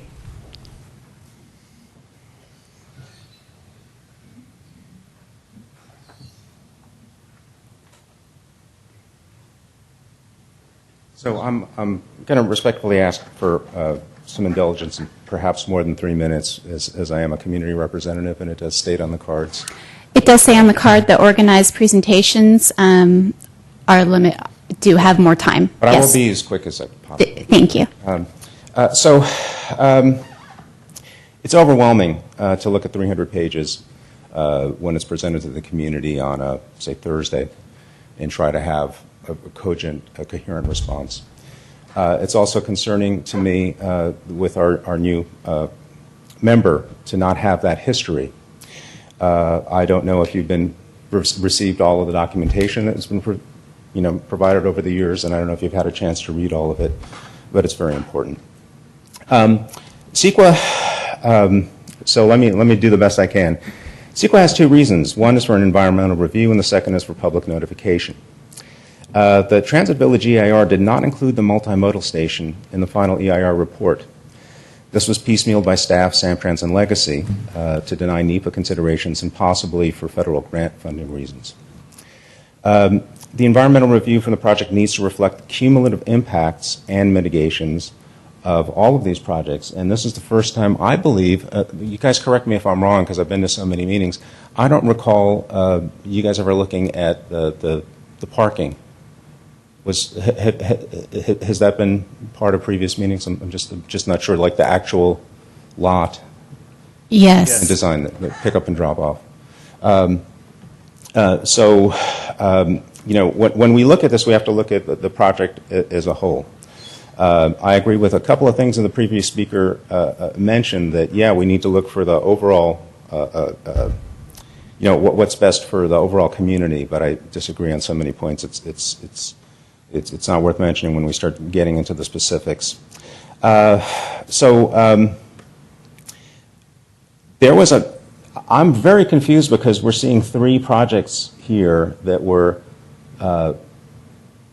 there's the Legacy portion of it, there's the multi-mode station, and then there's the part south. And I don't think that there's ever been a discussion holistically of all three. So again, maybe you guys can help me understand that. It seems that we did not have an EIR review of the multimodal station. Is that a separate document? Is that something that Samtrans is preparing? I'm asking the question. Dimitri, I'll be sure to ask that of staff when you're finished. Yeah, because basically, from our perspective, this is, by piecemealing these things, it makes it easier to present a limited scope. So when you're considering it, you're only looking at specific items, but then you're not looking at that at the whole of the project. I'm very concerned about that. Over this time, the credibility and trust between city staff and the public, the credibility has been strained significantly, and it's not staff's purview to pick and choose which issues and whose issues they're willing to represent. They do need to represent the entire city and all of the neighborhoods. The city has a responsibility as a lead agency to do that proper review and have that public notification of the scope. So I'm really concerned that this was the first time we ever saw Eastside Connect and how it relates to the transit village. I'm very concerned that we have a narrowing of traffic lanes and no discussion about how that affects the shuttles. And now there's a separate traffic study on it, and there was no environmental review and no public notification of that traffic study except for a couple of days ago. It feels to me that staff are making a conscious choice not to share those negative impacts and discuss them, with the community, especially regarding the shuttle stuff. I'm really concerned about it, and by having only looking at the discrete bits, not looking at the project as a whole, we get a biased picture. So let me keep going here. My concern is that as a planning commission that you look at staff's recommendation to approve this project and look at it with a very critical eye.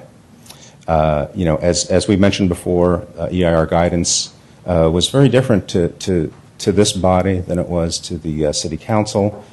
You were seemingly, they're touting that it was a unanimous decision, but I felt that there was quite a bit of hesitation on the part of the planning commission when you did approve the EIR. In the public records document request, we don't see clear title for the land south of Arroyo, so it's not clear who actually owns that. Trees and screening. Here's something. At the last meeting I mentioned there really should be part of project approval. It should be, project approval should be, conditional on understanding what actually is possible on the berm. I've taken a quick scan of documents that one of the board members have looked at, and they're basically saying that trees and electrified lines, overhead lines, are a poor mix, the engineers for Caltrain.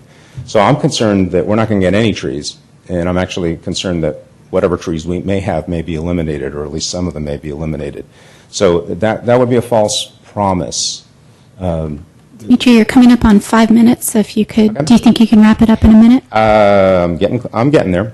I strongly suggest that you don't approve the zoning change. I'm actually surprised that the zoning was not changed earlier. The stakeholder mediation process was not adequately represented. I think we've talked enough about that. The reduction in ground floor of commercial space was not a public request. That was something, there's been no changes to Building 8. I've talked about that quite a bit. There's no landscaping south of Holly Street. We've heard the representatives talk about the magic trees that will block the sound at one of the previous meetings. I don't understand how that happens. Mr. Fitzpatrick has talked about, how their track record, or that was being discussed earlier. It took one resident spent over a month of their time working with Samtrans on complaints. There was no action taken. Within an hour of a news report on KPIX, whatever it is, Channel 5 News, within an hour, the problem was resolved. It feels like we have to go public in as public of a manner to get any action out of the agency.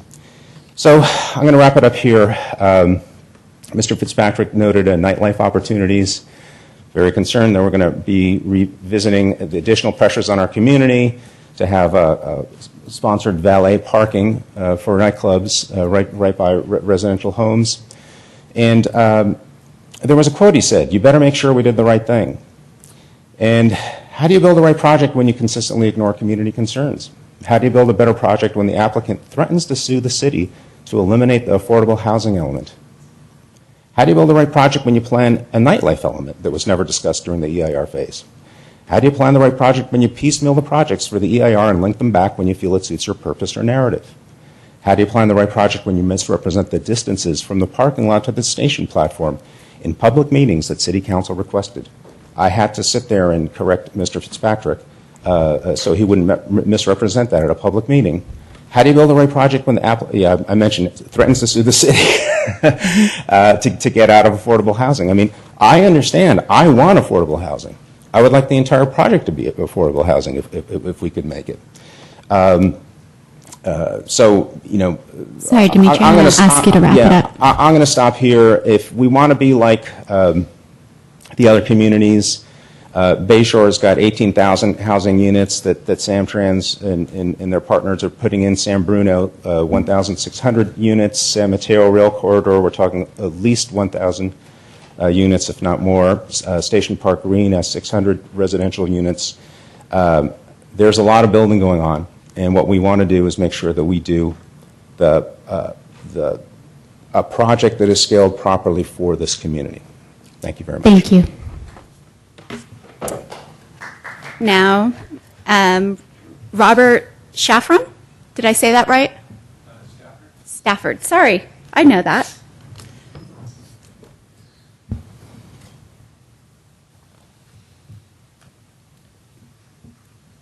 Good evening, members of the Commission. I'm here tonight in support of the Transit Village and urge you to approve the CEQA findings and the mitigation measures therein.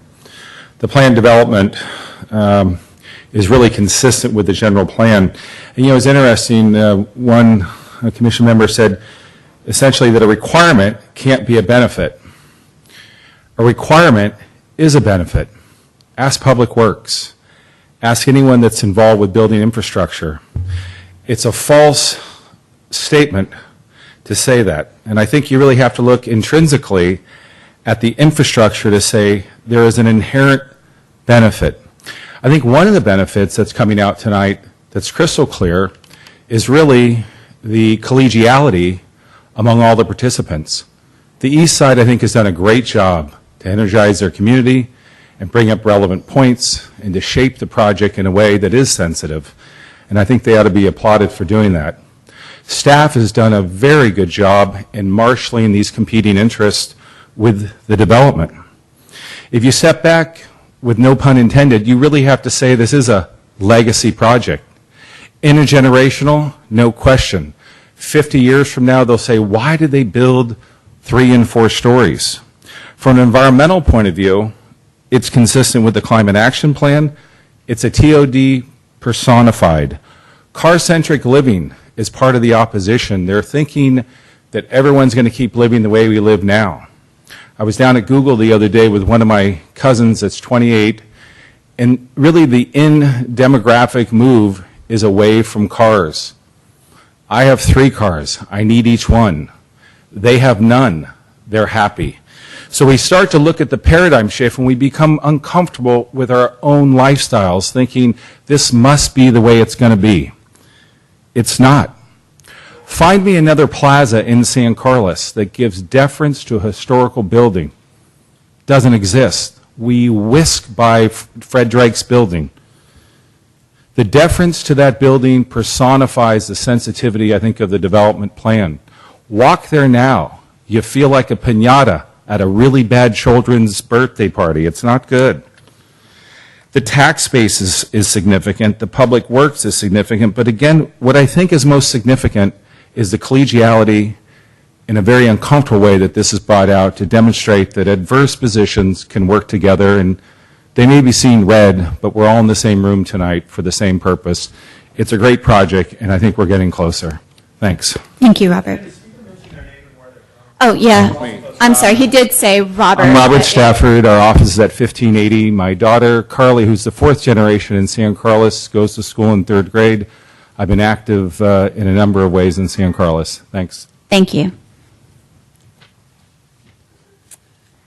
David Crabb.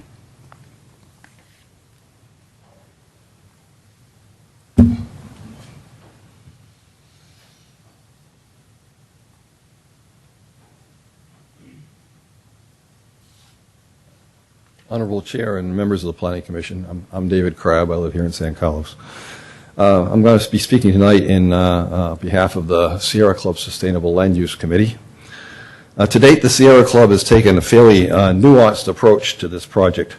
We like the ideas of a project of this size and scope in this location, but we have consistently said that the proposed project lacks certain elements that we feel are essential if this is truly to be a transit-oriented development as opposed to a transit-adjacent development. On September 12th, we sent you a letter outlining our concerns. I hope that you all received it and had a chance to read it. One of our major concerns, which just came to the fore just a couple of weeks ago, is because of the activity of Legacy, is that we want the project to continue to include a minimum of 15% affordable housing units per the city's existing BMR ordinance. The recent request by the developer for a waiver from the city's affordable housing requirement was just last week rejected by the city council. But we really have reason to believe that Legacy intends to continue its efforts to water down the BMR requirements as the approval process proceeds. Thus, we ask the Planning Commission tonight to make it clear to Legacy that this project will not be approved in any form if the BMR requirement is reduced. Now, second, we outlined a set of transportation demand management programs, TDM, which we'd like to see Legacy include in the project to reduce traffic congestion and greenhouse gas emissions in and around the site. Among these are unbundled parking, shared parking, incentives for transit use, car and bike share stations, bicycle improvements, and others. I think they've been thinking about some of them, haven't committed at this point. Some of these have been discussed earlier in meetings of the Planning Commission, but to our knowledge, neither Legacy nor the city has formally committed to implementing a single one of them. We've talked about transit demand, but we still haven't got a agreement on it. Another of our requests that we included under the TDM, but which actually probably deserves to stand on its own, is new pedestrian sidewalks and crossings to meet the requirements of Complete Streets and the Safe Routes to School program. One of our great disappointments concerning this project is that there seems to be no real cooperation between the multiple entities involved in its design. For example, pedestrian convenience and bicycle access on site is the responsibility of Legacy, but Legacy has no control over what happens beyond the property line. This falls to Samtrans, Caltrans, and the city, who have power to shape the streets, crossings, landscaping, and sidewalks adjacent to the project. What is needed is a grand plan for the entire area, a station area plan.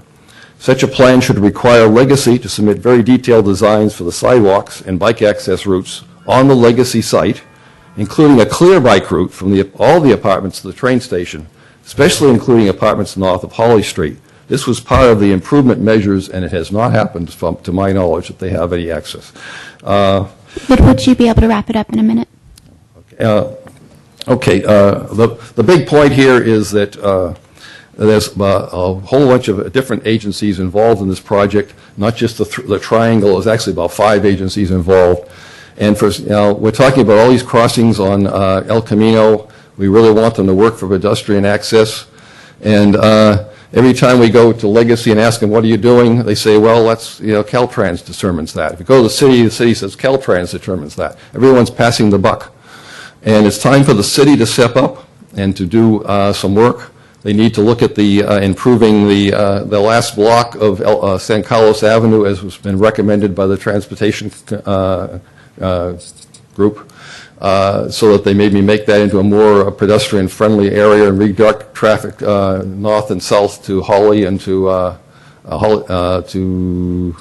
Cherry Street. And so I just feel that the city really needs to step up and take more responsibility for this, and also the Legacy needs to work a little closer with Caltrans, and then Caltrain and Samtrans. Everybody else has to all work together and make this whole thing work. And so I'd sure like to see a plan which brings all the bits and pieces together. Parts of them are already there. We've got the East Side Connect. We've got the recommendation for what happens in South Carlos, but it's not there. And there's no commitment to it, Pat. I mean, there is an east side, but there's no commitment for the San Carlos section to be done, or any other of these sections. No real serious commitment to a specific plan for the crossings at Holly, San Carlos Avenue, and Cherry. Thank you. Thank you, David. Clarification of the speaker? Yes. I'm trying to understand, because I found the submissions from Sierra Club to be very useful, and so I want to make sure they're still useful. When you're talking about the TDM management plan, in looking at the board memo, I assume you've looked at the memo. It talks about the TDM plan being required by the ordinance and lays out Legacy's proposal for complying with the TDM plan. I Is it have Sierra not Club? read that, I apologize. Yeah. Oh, okay. It would be very helpful to me. I mean, if Sierra Club believes that there are still problems with, for example, compliance with the TM plan, there's also a discussion of the required bike parking plans in here. If after Sierra Club looks at the board memo, if it believes those problems still exist, I would love to see that in a letter form. I mean, if the Sierra Club's inclined. We'd be glad to do that. Yeah. I apologize. No, it's okay. I wasn't trying to put you on the spot. I was just trying to What understand. board memo is this? This is the memo for today's meeting, and the TDM plan is on pages 22 and 23, and the bike parking is near that as well. It's a long plan. That's the old story. They give it to you 3 days before. And you have a I'm not chance to review it. criticizing you. I just want to make sure I No, we'll understand certainly look at that, what you're yes. saying. And we'll bring it back to the next meeting. Thank you. Thanks. Thank you. Thank you for the clarification, David. Next, I have Ben Fuller. And then after Ben, I have Tim, just so you guys can queue up.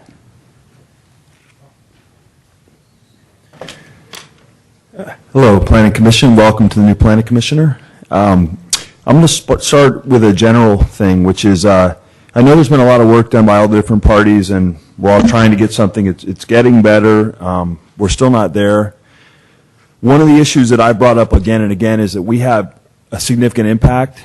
We know that you guys all voted for this EIR and said there's no significant impact. I think all of you would probably agree that you don't even agree with that, but you were told you had to, and so you did.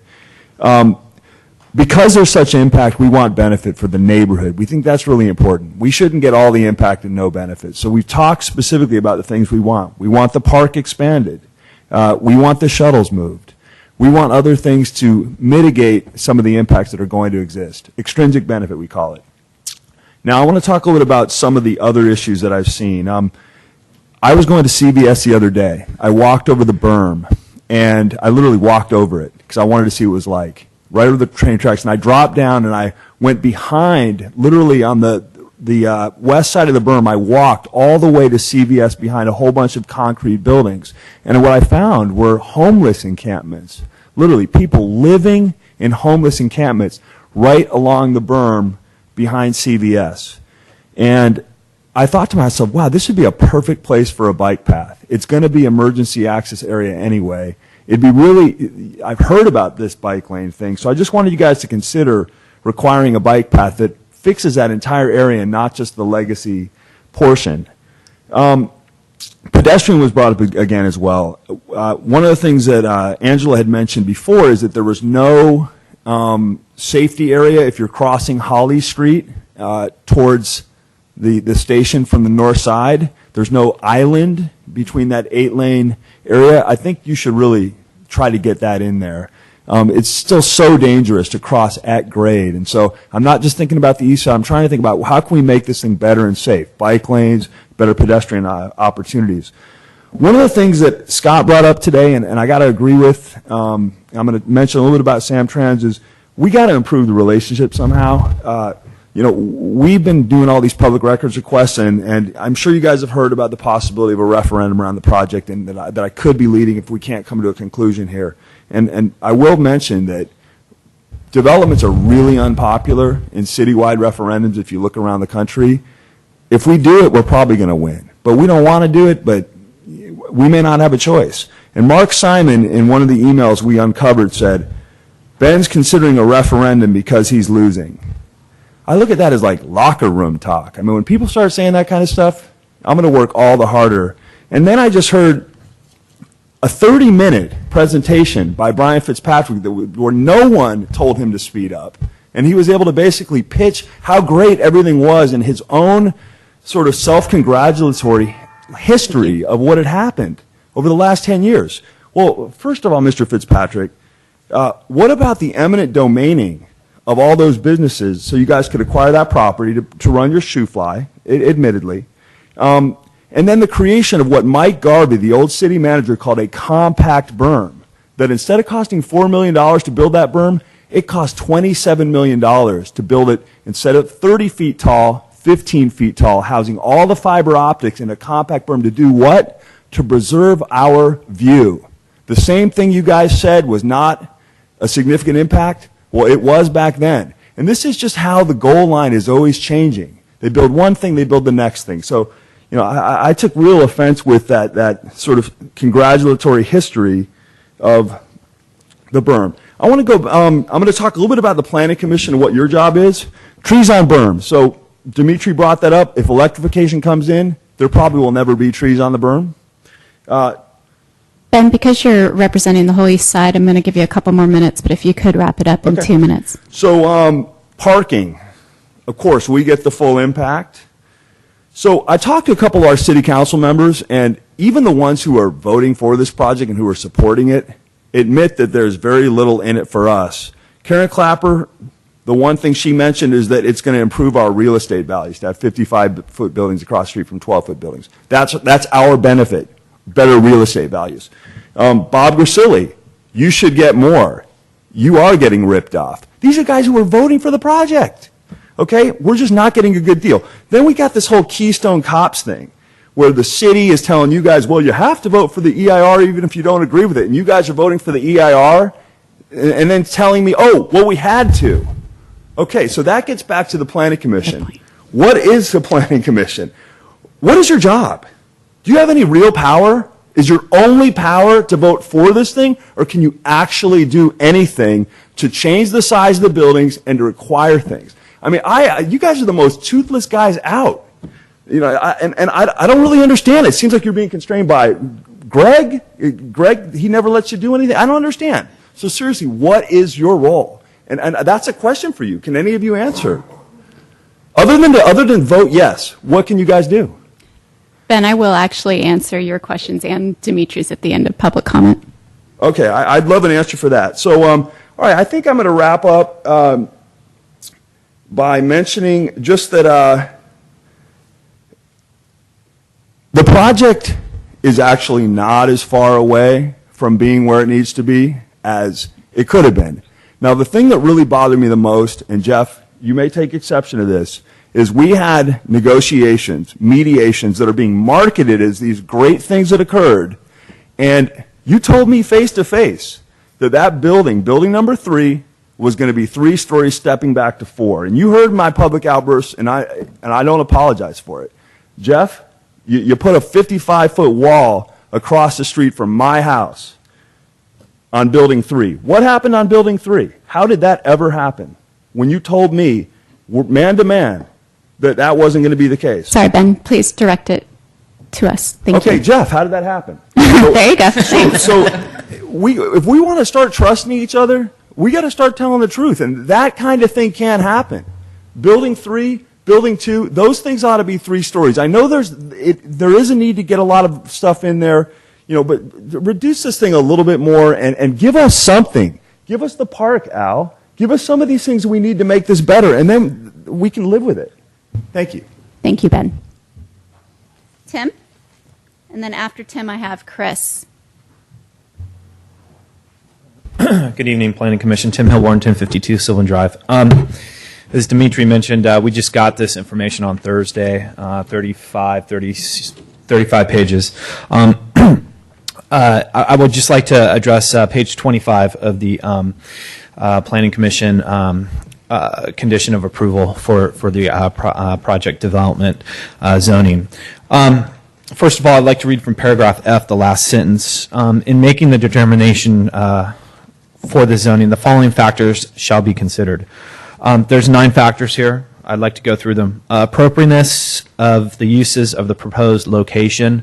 I think we could all agree that it's been debatable whether or not this location is appropriate for such a large structure so close to neighborhoods. It really does not fit in with the general plan, and we've outlined that with several land use policy numbers, which I won't go into, but I am on record with those. Number 2, the mixed uses of housing types and housing price levels. As far as I can see, looking into the financial impact analysis, this is all luxury housing. And there is going to be no affordable housing right now. Legacy is applying for a waiver of that. And so for number 2, that's out. That doesn't fit with what's required here. Number 3, provision of units affordable to persons and families of low and moderate income to lower income households. It's currently out. So 2 out of 3. Provision of infrastructure improvements. If you look at the FIA, which is basically the only document that has any kind of discussion about any kind of infrastructure or public the police and fire, things like that, there's really no discussion of infrastructure in the FIA, and there's no discussion really of it besides traffic mitigation in the final EIR. There's no discussions about the impacts on sewers, impacts on garbage, the increases that we're going to be facing because of this. So there's really no provisions at all. So number 4, I think, is out as well. Provision of open space. Look up there and look at all those buildings. Go south of Hawley Street. What do we have? We have a plaza that's, I don't know, a half an acre, a third of an acre.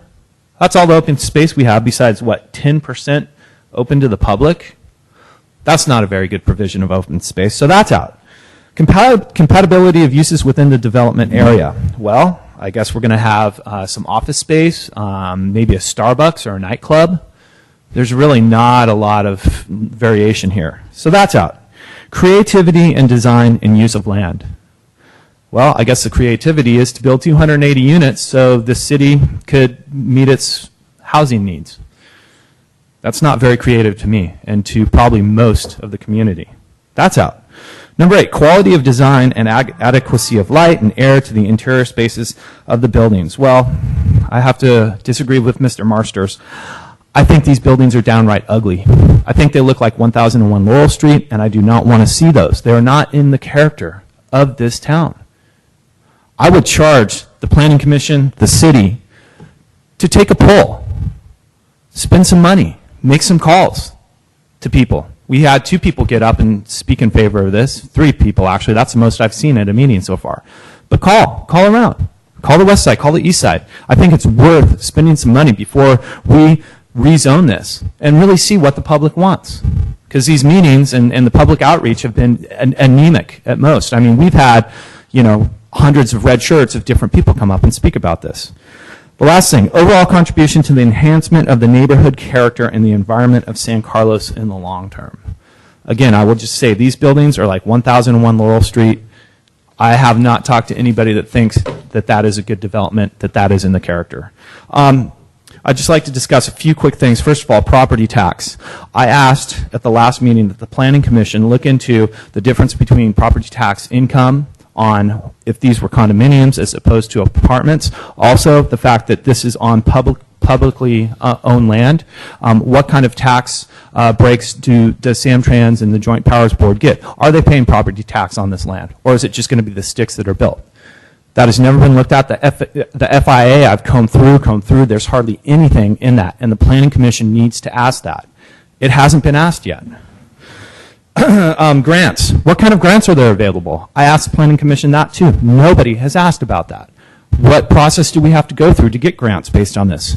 The RDA is gone. I said the RDA was going to be gone in these meetings, and Al Savay stood up in our first meetings that we had and touted that RDA funds were going to come in the millions of dollars for this project. And they're gone now. But we're still supposed to buy this project. Tim, can you wrap it up? Yeah, I'm almost done. ABAG, California housing mandates. So through 2022, we're looking at implementing over 130% of the mandated housing in San Carlos within the next few years if this goes through. Why 130%? Just because we want to have as much as possible. Somebody mentioned that it's looking more and more like San Mateo, looking more like Redwood City. It's just not in the character.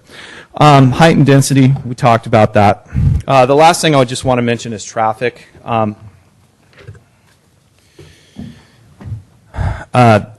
Also, as far as the benefits, what I'm seeing the benefits that we're getting from this is the removal of 2 lanes on northbound El Camino right at Hawley Street. I have no idea how we're going to avoid gridlock there. Because when you take away those 2 lanes, no left turn lane and only 1 right turn lane, that traffic's going to back up. And if you look at the map of this, you'll see that there is traffic that comes right out within like 50, 100 feet going north. The last thing I just want to ask is, this is from the draft EIR. it basically says that it's estimated the project would generate about 2,800 daily trips, with 145 trips occurring in the AM peak hour, 202 trips in the PM peak hour. So 145, 202. Now, the latest document says that mitigation measure TR 5.1 requires the implementation of parking and transportation demand management program to reduce the number of project trips to less than 100 in the peak hour. With these trip reductions, the traffic and parking impacts would be less than significant. How are we going from 202 and 145 down to less than 100? What's the difference there? We can't have it both ways. So is it the EIR, which you guys have already approved, or is this mitigation measure TR 5.1?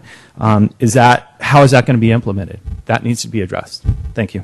Thank you. Oh. Thanks, Tim. And Chris Whitman? Thank you. Thank you, Commissioners. I'm Chris Wuthman. I live at 1943 St. Francis Way, and mine will be much briefer and more general. I think I'm going to be the fourth person saying positive things about the project tonight. First, I would like to suggest that we should consider ourselves fortunate that housing is the principal use proposed for the site, because housing does produce significantly less traffic than the alternatives would, which would be either office or retail, which actually could be more valuable to develop. Further, vehicle ownership and usage seem to be one of the ways the world is different after 2008, as millennials in particular are showing a lower propensity for vehicle ownership and a higher propensity for transit usage and vehicle sharing for cost, lifestyle, and ethical reasons. This, in fact, is what is going to help Caltrain perform better in the future for all people in San Carlos. Second point, and I just have 3 points. I believe the developer and the architect have made a good faith effort to taper the 4-story elements of the buildings, just like the condominium project across the street here, which seems over time to be more acceptable to the neighborhood here than when the project was first proposed. If units were further eliminated, this would cause the remaining units to have to be less affordable and more of a challenge for our children wishing to return to the area, for whom single-family houses are no longer a first option, for our parents who are becoming stranded in their houses but do not wish to move in with us, and for our public employees who provide us our basic services. Third and finally, although this should not necessarily be a basis for your decision, clustering people where you want them to live in terms of proximity to services and transit has actually worked in San Carlos to increase economic activity and property values, which is contrary to the fears that we typically naturally have about this kind of change. So in conclusion, the opportunity that you have to bring new life to North El Camino and smart housing to San Carlos is very exciting, and I encourage you in the work that you have ahead. Thank you. Thank you, Chris. Next I have Susie, and then after Susie I have Nancy.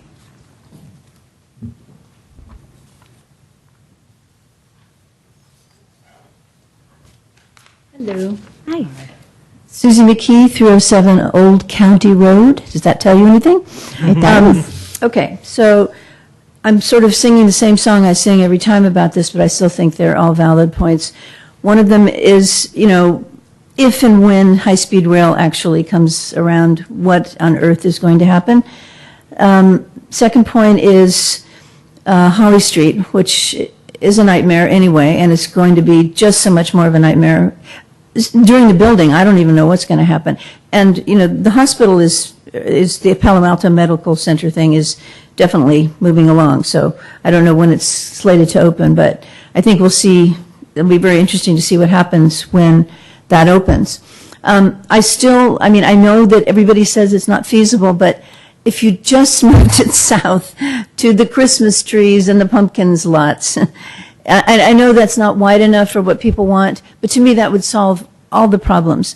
The other problem is going to be the parking for, even though, yes, all of, the positive comments have definite value, but the thing is they're not taking into consideration some of the details that those of us who live there have to think about. So the fact that the parking is moving, yes, it's not a big deal in some ways, but what happens is people will park in the neighborhoods because it's closer, unless there's something done about that very particularly. So these are all little issues that you wouldn't really know unless you live there, most likely. And the other one to me is noise, because I get it anyway. And I don't even know what they're going to get. And I've got double pane windows, and I'm not on the very end. The people on the very end have cracks in their walls from the vibrations of the trains. So, these are just issues that from living in that area, it won't hinder my view, but then I don't have one anyway. So, but I do see how it will hinder my neighbor's views. So that's all I want to say. Thank you very much. Let me just look for a second, see if I missed anything. Oh, just to say that the rental vacancy rate is particularly bad right now. I mean, I think this area is supposed to be the worst in the country in terms of high rents, and that's a lot of it because of what's going on with the whole lot. It isn't going to be that way forever, so that's all. Thank you very much. Thank you, Susie. Nancy, and then after Nancy, I have Michael, and after Michael, Renata. Hi. Nancy Zebergs, 979 Springfield Drive. A couple of things that have come to my attention as people have talked, and one of them is with a reduction in the sizing, the height, and so forth, it would be of interest to know if that has reduced the number of units or is just the size, and has it changed the pricing of the units? And if we could hear a recap of what the pricing is going to be on the units. That would be of interest to all. I'll ask that. Okay. I'm still concerned about access from southbound El Camino into the driveways for buildings 1 through 4. If they all have to make a U-turn at Holly to come back, I can only see that as being problematic with bad traffic on El Camino during the busiest hours anyway. They talked about walking or the distance from the parking lot to the train access. How does that compare to walking distance from Building 1 to the train access? And do they see that as being any kind of a problem for normal access? In talking about high-speed rail and electrification, if the electrification is going to be a done deal, is that going to be accomplished prior to the building of any units? If it is not, how will that be accomplished afterwards, and how will it affect Old County and the residents along Old County? Mm-hmm. And I would still like to hear how high-speed rail is going to be accomplished with those buildings there without affecting Old County and those of us along Old County. Thank you very much. Thank you, Nancy. Mm-hmm. Just because I don't know if she's going to come back for the next meeting. The answers to most of your questions are on page 11 of the board memo. They break down the number of units that there were before and the number that there are now. I don't think we've ever been told the prices of the units because... We were at one meeting. Mm-hmm. Oh, is that right? They did talk about it at one meeting. I would assume they're all market rates, all so market it's going to rate. depend upon the market rate at the time that they're built, I would assume. It's in the FIA. Okay. Thank you. Next, I have Michael, and then Renata, and then Steve. Good evening, Commissioners. My name is Michael Stogner. I'm from Prospect Avenue in San Carlos, which is on the west side. and I've been around San Carlos since 1954. And I've also been in the real estate business and development business for about 30 years. And complicated is the least I could say about this process. And I've never been a fan of public agencies or government being in the real estate business. And I think what we have here are multiple agencies. We have a transit agency that's in the development business all of a sudden. But more importantly than that, what we have is I've never seen a developer and owner not communicate with its neighborhood. And we see that tonight. And I've seen it for the last 6 or 8 years on TV, is watching a group of new activists who are people that just live in San Carlos, but all of a sudden they have to get involved because this organization they're counting on you, and then they're counting on the city council. And I think city council just recently made a very nice ruling when they said, wait a second, this is actually a public agency that's doing this. If they can't get the 15% affordable housing, which personally I don't believe in the idea of affordable housing because it's simple math. I don't know how you do it. But since there is an ordinance to that, and since Legacy and Samtrans has known about it for 10 or 15 years, if you don't, as a planning commission, demand from them, hey partner, it's 15% or you're not going forward from this day forward. It's just that simple. This is a public agency, for crying out loud. And they, of all people, I can see where a private developer would tell you, hey, I can't afford to do that. But this isn't even their money. So I would ask you to go ahead and approve the project. I don't have a problem with that. But man, get that housing built. I don't even know who the heck's going to move into it. But get it built. Thank you very much. Thank you, Michael. Next I have Renata, and after Renata I have Steve. After Steve, I have Patty.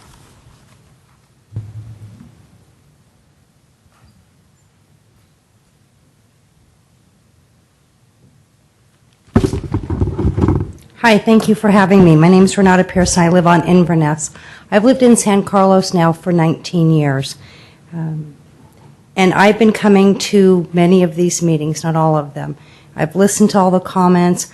I spent all of last night and this morning reading through the 278-page document.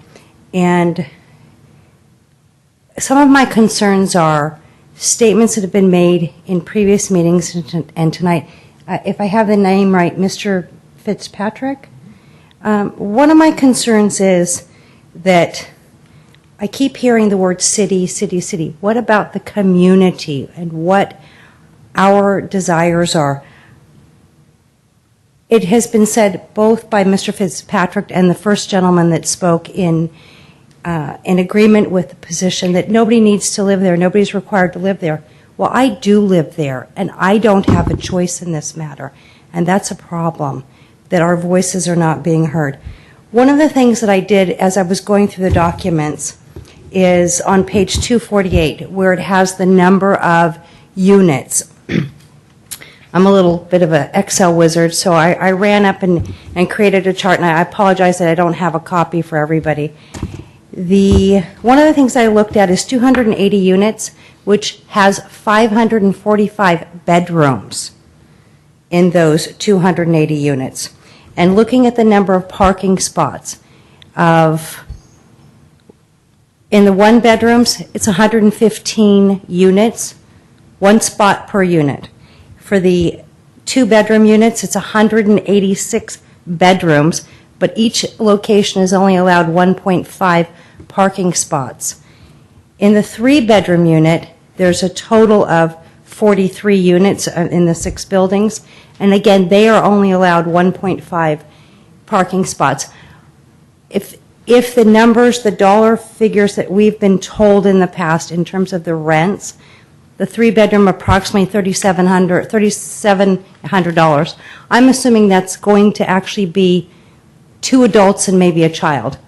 The likelihood that they're going to have 1.5 cars and be allowed only 0.25 in terms of a visitor spot, I have a concern with. So I ran some other numbers. What I see it being with those 280 units, which is equivalent to 545 bedrooms, I see there needs to be 652 parking units. The specs are only allowing for 439 if we take in the visitor and the units themselves. So that's a difference of 213 units. I think that needs to be looked at. Overall, I know that there needs to be something that should be put into that space. I'm not in complete opposition. I think there's some very good parts to it. I would like to see the overall structure down to 3 floors, and that's it, or 3.5 if we're counting the parking. The issue about the referendum, depending upon how this goes, I plan to participate very heavily in that referendum because I believe the community, the entire community, not just East San Carlos, but the entire community should have the ability to vote on this subject matter. So with that, thank you for your time. Thank you very much. Next, I have Steve Dibney, and then followed by Patty Mersters. Good evening, and welcome, new commissioners. Thanks for volunteering. I know you guys are all highly paid volunteers. Yeah. And I heard a comment about a 10:30 stop. Mm. What happened to the old days? Yeah. Midnight, 1 a.m.? Come on. Nope. Not the Yeah, Wild I Wild will be West brief. anymore. All right. I will be brief. I think the findings are consistent and can be met, and I urge you to recommend approval on not only CEQA but also the PD. I think you have a good opportunity to lead the way by making this decision and recommendation for City Council. This is a multi-generational tone setter.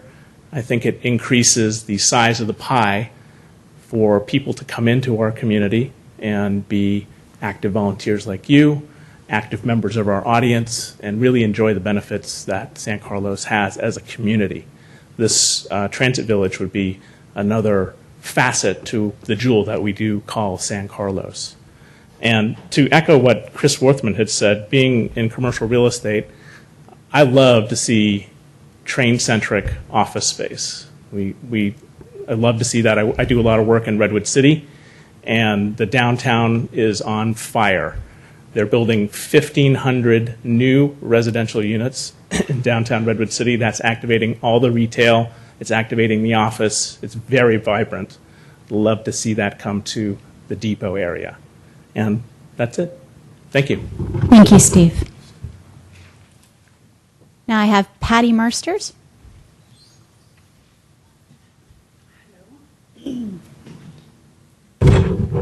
A lot of comments that I came up with have just been iterated, so hi, I just decided to come and say hello to my husband. Probably the only place you can see him. Yeah, we're going to have a talk now. So what I would like you guys to do is stop calling it a village. It's no longer a village. There's no affordable housing. It's high-income housing, and it's separate from the amenities. Sorry, yeah. So the other thing is, somebody talked about having the maybe restaurants, maybe Starbucks. Those places already in San Carlos generate a lot of garbage. So that to me, I noticed somebody said that the more garbage management was a mitigating thing. So I would hope that you make sure that happens. Also, something that didn't come up in the EIR is wind. And the wind that comes down El Camino will take whatever garbage is there and not capped and spread it all around. And already that happens on the east side. You see stuff coming out of, I don't know if people like put their tops down and clean out their cars on Old County or what, but there's a lot of garbage in the gutters. The other thing, that looks to me like there's bricks crossing Old El Camino at San Carlos. In Redwood City in like the 60s, 70s, 80s, they put bricks in their crosswalks and they got all chewed up. We have bricks in some of the driveways in San Carlos, and they got all chewed up. Please, don't put bricks in the road.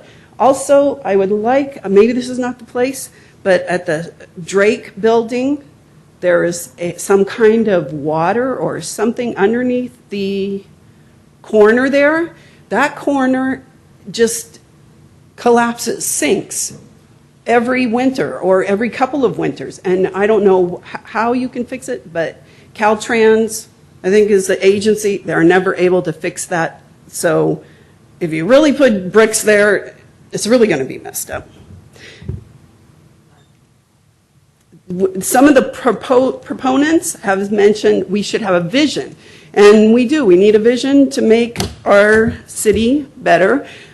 But when the east side,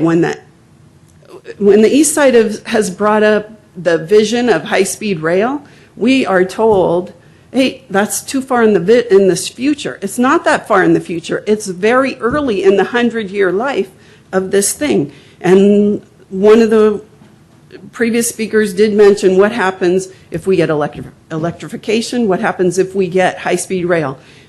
You're really telling me you had to get rid of all of those buildings north of El Camino, north of Holly, and so that you could build a shoe fly, but you're going to have enough room to do the high-speed rail or electrification?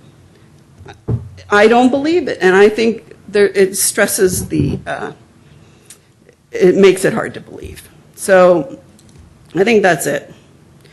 I'd like to know how many of you guys went to the West Side specific plan meetings.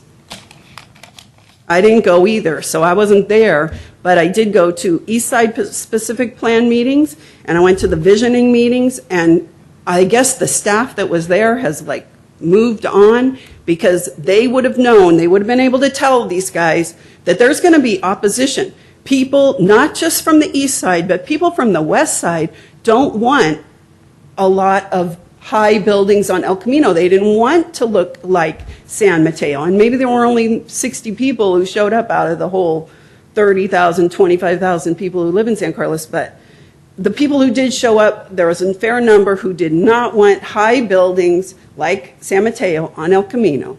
Also, there are people who are from Redwood City, Redwood Shores, who showed up and said, look, this is going to make it hard for me to come into San Carlos where I shop. So, Patty, are you able to wrap it up? I think I'm done. That would be it. Thank you. I'm against it. I hope you guys vote against it, or at least bring it down to 3 stories. Thank you. Thank you, Patty. Our final speaker card is Julia Zers. Did I say that right?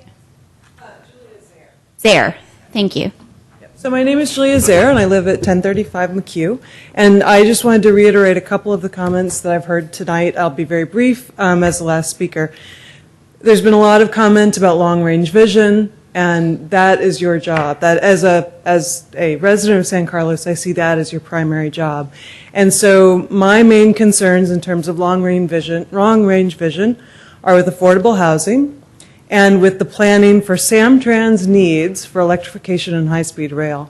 The first representative talked about how the original use for this land was for the construction requirements for the berm. And we know that the electrification is coming very soon.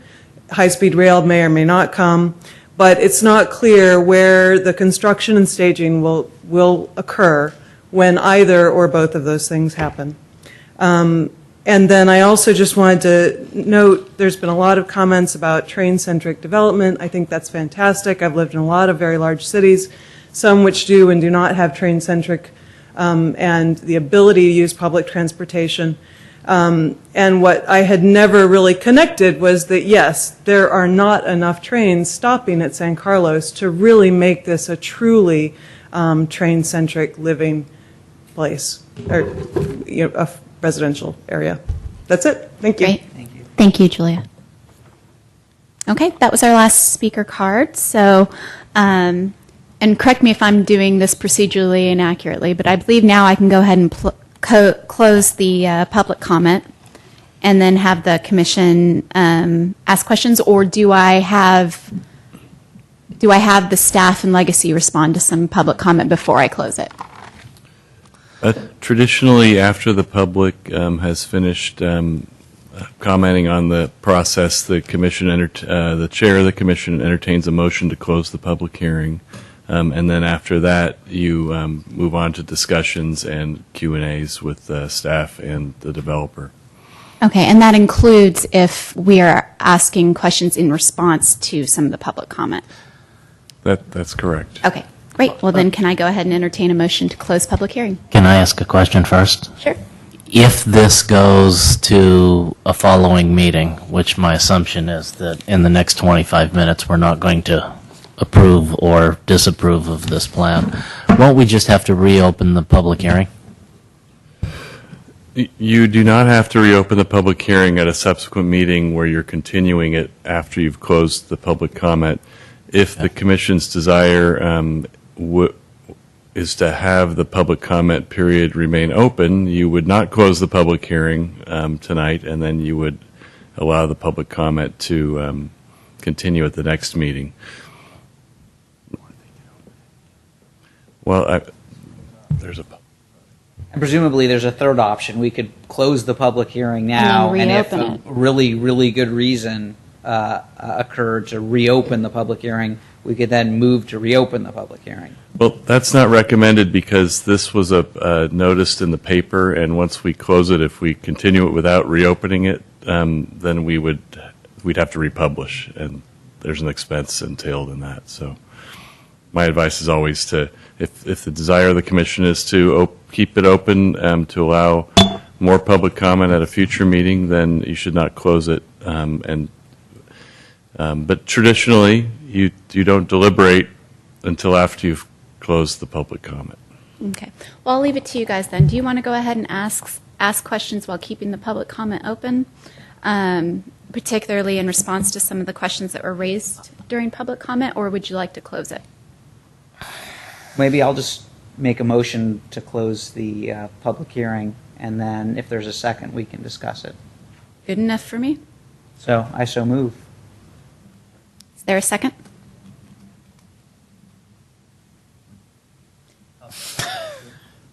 Okay.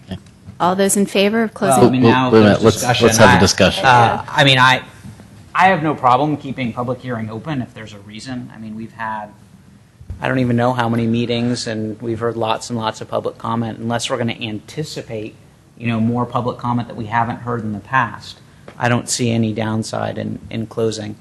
I mean, although it may require republishing, and although I don't anticipate needing to do it, if like something that we completely cannot anticipate comes up, we could, reopen the public hearing. I don't think we would, because I mean, does anyone have any reason to believe there's going to be more public comment that hasn't happened yet? No, I was just really trying to figure out if we would have to reopen it if we didn't get through everything tonight. So my initial question was really trying to figure out whether, because in the past we've sort of reopened public comment at subsequent meetings. And so the question was, why close it if we're going to have to reopen it in the future? And it sounds like we don't have to reopen it in the future. You do not have to reopen it, because it's continuation of this particular item, you do not have to reopen it, the public comment, if you're not completed with your deliberations. Okay. But if at this point in the evening, with apparently 20 minutes left, you have the option. I'd reluctant to have you close it and then feel like, well, maybe we will open it up, and then we have to go through the exercise of having another set of motions. It's just a sentiment of the commission at this point. Do you think you've heard from the public? Everyone who's here tonight has had an opportunity to submit a card and make their points, and then so it's up to you whether you're ready to proceed to the next step.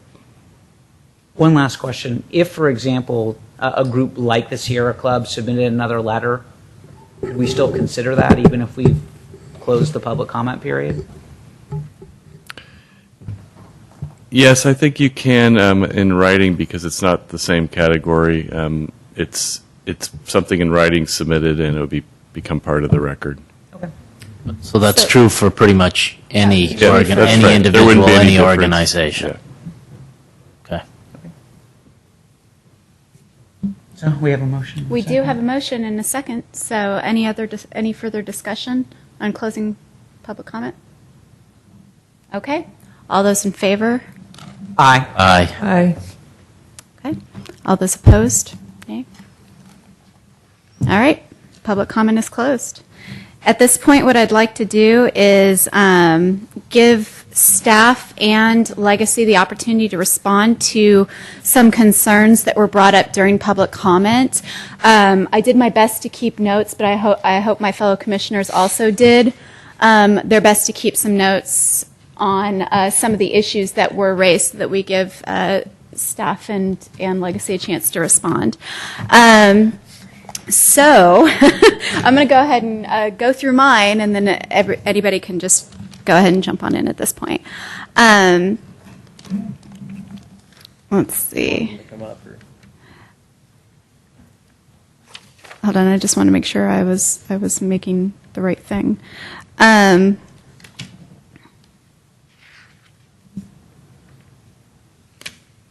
sorry, hold on, I can barely understand my own notes. Do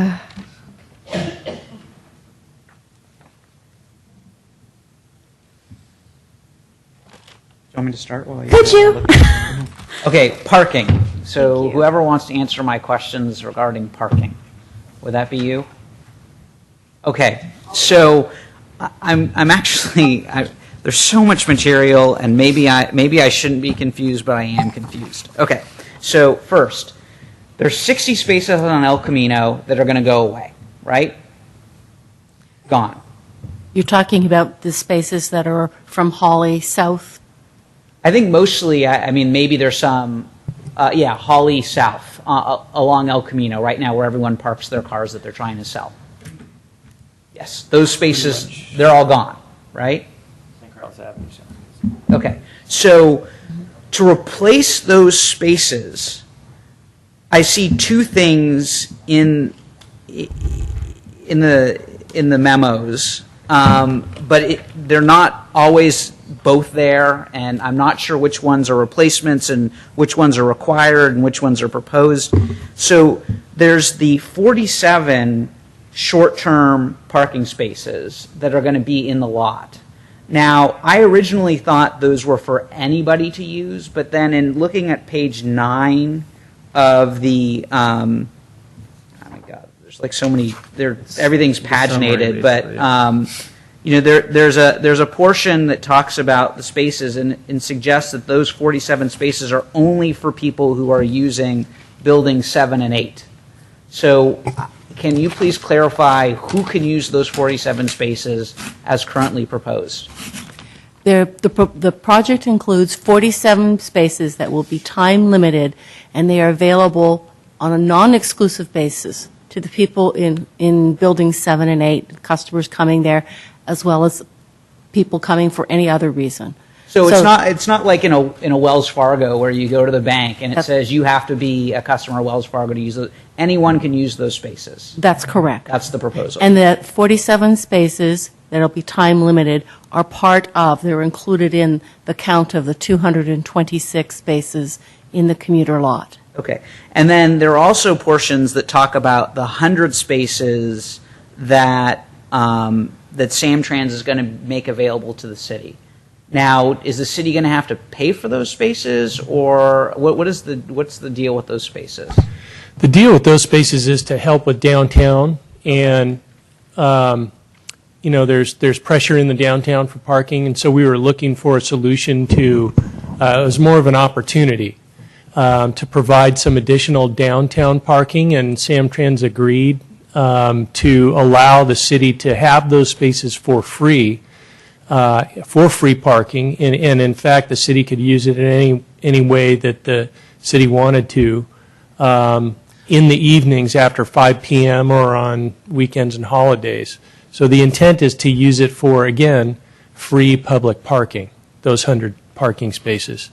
Okay, and so are the provision of those 100 parking spaces as well as the 47 spaces that are going to be time limited, are they currently reflected by, for example, improvement measures or something that is going to actually lock Samtrans and or Legacy in on those spaces? And can you point me to where in these documents I can find those requirements? Sure. On the 100, I can refer to that, and perhaps Colette can refer to the 47. But Okay.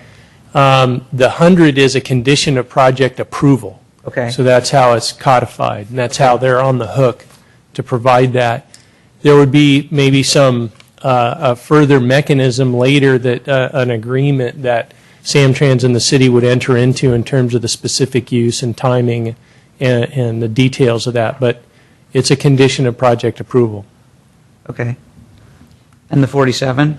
If you give me a second, I can give you a number, but there is a condition of approval that requires, as a condition of project approval, that that agreement be entered into as a condition of the project, so that we're not just sort of saying it's going to be, there'd have to be a written agreement between the mixed-use developer Legacy and Samtrans that would make those spaces available. And I'll just find, if you give me a second, I'll find it. Sure. Other folks can, Right. can go ahead while they're doing that.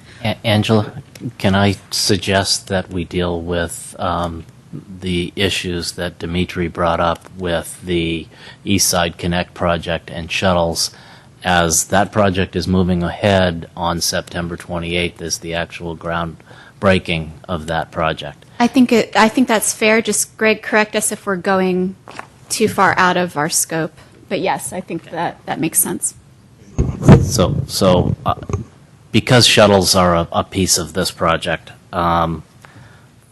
for roughly the last 12 years, I've dealt with shuttles on the east side. I don't know how many times I've called Brian and talked to him, or had residents of the east side call and try and deal with the shuttles for Caltrain over and over again. They just seem to not be able to not go down the residential streets. Every time there's a new driver, the company changes. Every single time, those shuttles race down the residential streets. I've asked for all kinds of things over the years. It just has not seemed to work. I was dismayed, actually, tonight to see that the plan that was studied for the shuttle route, if you actually look at that, and Dimitri pointed it out, and I didn't actually get it until till I looked at the map. And by the way, I'd really appreciate a full set of plans for the East Side Connect. It doesn't even show half of the streets as part of the East Side Connect. I asked for a complete set of plans as part of this project for the East Side Connect. For landscaping, it just doesn't cut the mustard. In this case, if the shuttles come up East San Carlos in the afternoon, there is no way that they can get to the shuttle stop. That's a total oversight when you're looking and you're studying shuttles, that the plan for those shuttle route is not even feasible. And I look at that and I combine that with the poor response from Caltrain and Samtrans over the years in dealing with shuttles. And for me, there's absolutely no way that I can allow shuttles to stay on the east side. The other thing that really bothers me is that shuttle stop is wide enough for 2 shuttles. We're talking about potentially 5 shuttles using that shuttle stop. And that same shuttle stop is the only location for a kiss and ride on the east side. So if 2 people drop off somebody or sit there for a couple of minutes and try and wait, there's no way that those shuttles can actually get to the train station on the east side. They'd have to block traffic in dropping off the passengers, which, as I saw from Dimitri's pictures, and I see it every time I ride the train, those shuttles are actually blocking Old County so bad that traffic has to cross the double yellow line. We've tried things on the east side. We've tried putting up signs that say no vehicles over 2,000 pounds. We've tried all kinds of ways to deal with the shuttles. None of them have worked. The only thing that is going to work is to move those shuttles. Can I ask then, Al, if this is appropriate, then can the Planning Commission make it a condition of approval to move the shuttles Absolutely. to the west side? I mean, I will- is that within our purview? I will, can I answer this question? I had a long discussion with Omar Ahmad at one point, and he said the Planning Commission and the City Council can put any condition they want on a project, okay? It's up to the developer whether they want to develop here or not. But we can put any condition we want on the project. Right, and I would agree with you with the, I was wondering with the East Side Connect if we were talking about two different things. but- There's absolutely no reason we can't put a shuttle condition that they go to the west side. Multimodal station. We'll use that same piece of real estate that's there, that it will only be a kiss and ride instead of a shuttle stop. If I could clarify, and we also have our Public Works Director here this evening that can talk a little bit about East Side Connect and the intent, but I think that a couple of things I'd like or at least one thing I'd like clarification on is, Commissioner Marsters, you mentioned the routes that the shuttles would take where they're currently proposed in East Side Connect. I'm not quite sure I understood. You said that if they came back, is it coming back down? I'm looking at your map and the plan from Hexagon, okay? Uh-huh. So Hexagon plans on bringing the shuttles up East San Carlos Avenue in the afternoon, right? Going in an east direction? Is that? Oh, in a west direction. Okay, so if you look at the afternoon commute shuttle routes, okay? And you see that they go south on Industrial, they come up San Carlos Avenue, they head south, and then they go down Branston. When you look at the plan from the East Side Connect, the shuttle stop is actually right across from McHugh, which is north of East San Carlos Avenue. So there's no way that those shuttles could get there, even if they went up the residential street of McHugh. They would actually have to go up Hawley Street in order to get over that. So Understood, yeah. this Good point. plan here doesn't work at all, okay? Based on what you're already doing for East Side Connect. Right. Okay, So- if I could respond to that? Sure. Two things. The mechanics of that are that, one, there could be an alternate route as suggested by Mr. Vandelos. I think that was something that was creative. So other routes could be assessed, evaluated with Samtrans and the consultant. Secondly, I think in looking at the nature of where the shuttle area is, I think you're right. If in the evening, if it was coming the other direction, you're right. There is no shuttle stop to the south of the crossing at East San Carlos. However, theoretically, you could add another shuttle area to the south of East San Carlos, and perhaps the Public Works Director could let us know if that's feasible or not. That would solve that problem at least. So perhaps Mr. Walter could answer that question. Good evening, Planning Commissioners. Jay Walter, Public Works Director. As Mr. Savea has correctly just stated now, the area that has that is directly adjacent to the train station on Old County Road as part of the East Side Connect project will actually be bulbed out. It currently now kind of bulbs in, and that's where the shuttles and the taxis sit.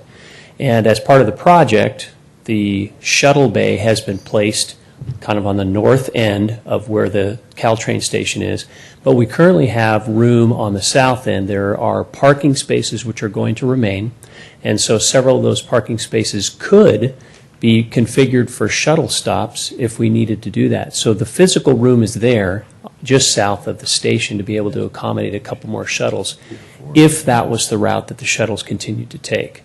But as Mr. Savay has also mentioned, the shuttles could be reconfigured. We can talk to them about different routes, things like that. So I think there's a couple options in this. And I think the distance for the shuttles, at least on the north side, looks like more than 2. I think that, it's easily, 40 or 50 feet, I think. And I think it could accommodate, at least 3, at the very least 3 shuttles, if not 4. And as you know, they come and go.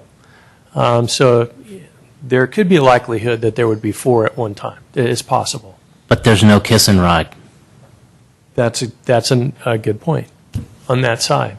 There never has been, but it would be a good addition. That is actually what that area that is being bulbed out now, that is supposed to be and has been labeled as kiss and ride and was the original intent for that area 12 years ago when they put the berm in place. Okay? So that was the original intent, was that was going to be a kiss and ride. That was not designed for shuttles back then. It was designed so people could actually drop off passengers and pick up passengers on the east side. And the problem is that nobody can get there because you're dealing with the taxis, and you're dealing with the shuttles. So, if you want to deal with parking, all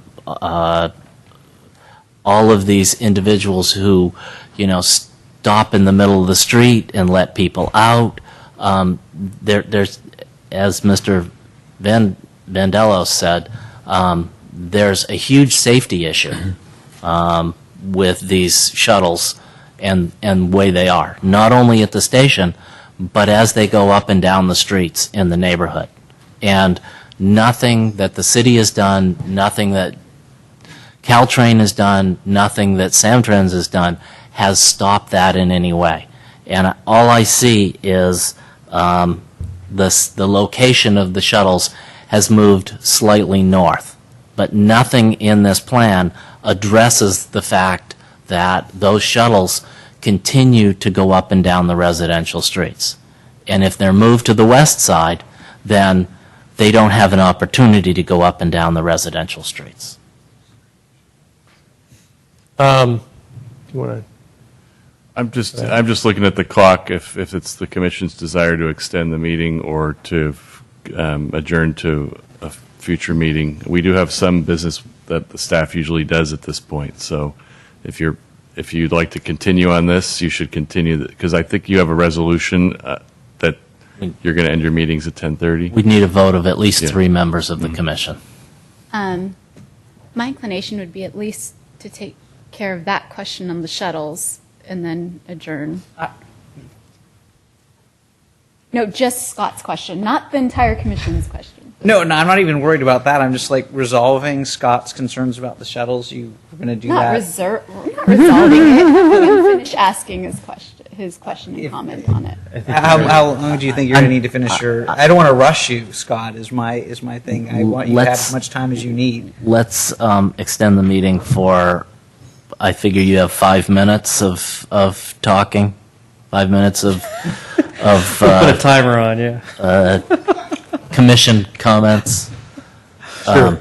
Okay. We can extend it, and then So if we need to, we can continue the discussion, which is probably going to be necessary. It's going to be necessary, but I think we can extend it for 15 minutes. I'd be in favor of that, but that's up to you guys. I'm a night owl. Sure. Why?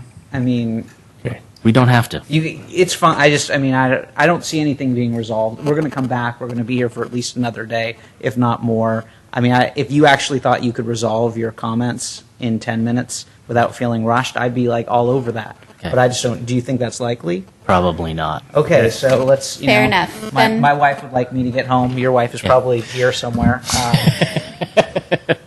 So I think I would make a motion to extend the meeting 5 minutes to complete the business of the meeting, if that's okay. Complete the staff business of the meeting. Staff business of Great. the meeting. Okay. If I would second that. I just wanted to respond to the commissioner's question about the parking. Yes. And very quickly, in the conditions of approval on page 9 of the conditions of approval, in section B, condition number 7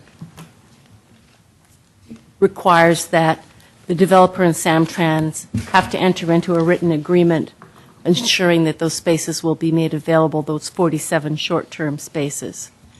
Have you found it? You know what? I don't want to make everyone wait Okay. while I find I can it. also- I've got it. Conditions of approval, page 9. And then the condition about the parking lot, the 100 spaces, that's on page 16. Also the conditions of approval? Conditions of approval, and that's number 6 in Part C. Okay. We still have a motion to extend the meeting 5 minutes. I second it. Okay, all those in favor? Aye. Great. Let's go ahead and extend it 5 minutes. I believe the first order of business is to continue this Yes. item to the 30th. So moved. Okay, Second. great. All those in favor? Aye. Awesome. Okay, so we'll go ahead and continue this item on the 30th, and at this point, we'll go ahead and move down the agenda to some staff business. We have reports, correspondence, and general information. Do we have any reports on city council actions? At the last city council meeting, the city council moved to deny the waiver for the BMR units that was requested by the developer Legacy Partners for this project. Thank you. Any other city council items? Okay. Planning commission reports or comments? Okay, correspondence. And finally, planning staff comments, reports, and updates on current projects. A couple of things, couple of updates. The downtown parking study is going to our city council on the 23rd. And it's the data that we collected for the downtown. We'll be presenting that data to the city council and seeing if there's enough information there to move forward with some other ideas how we could improve our parking in the downtown. So the first phase is just the data. Second phase would be trying to solve some issues that are out there. And so that'll be the 23rd. A couple of things coming forward to the Planning Commission, Sprint Wireless Communication, a modification to an existing facility at 260 Shelford. We're targeting October 7th commission meeting. And then the 3-unit mixed-use project at 934 Laurel that the Planning Commission reviewed recently is likely to return to the commission on October 21st. And that concludes my comments. Great, thank you. Can I ask a question? There's two other things that I think I remember hearing about. One is tomorrow night there's a meeting on the Holly Street 101 101 interchange. Isn't that tomorrow night? Transportation and Circulation Commission Transportation at 7 Circulation. p.m., yes. And then the 28th is the groundbreaking for the East Side Connect project. Right, Saturday, it's a Saturday, the 28th at 9 a.m. And that would be at the, I believe, right at the station at the Historic Depot is where everybody's going to. They're not going to shut down Old County Road for that, are they? No, I don't think so. I haven't heard that. Okay. If there are no other comments or questions, I'd like to go ahead and adjourn the meeting.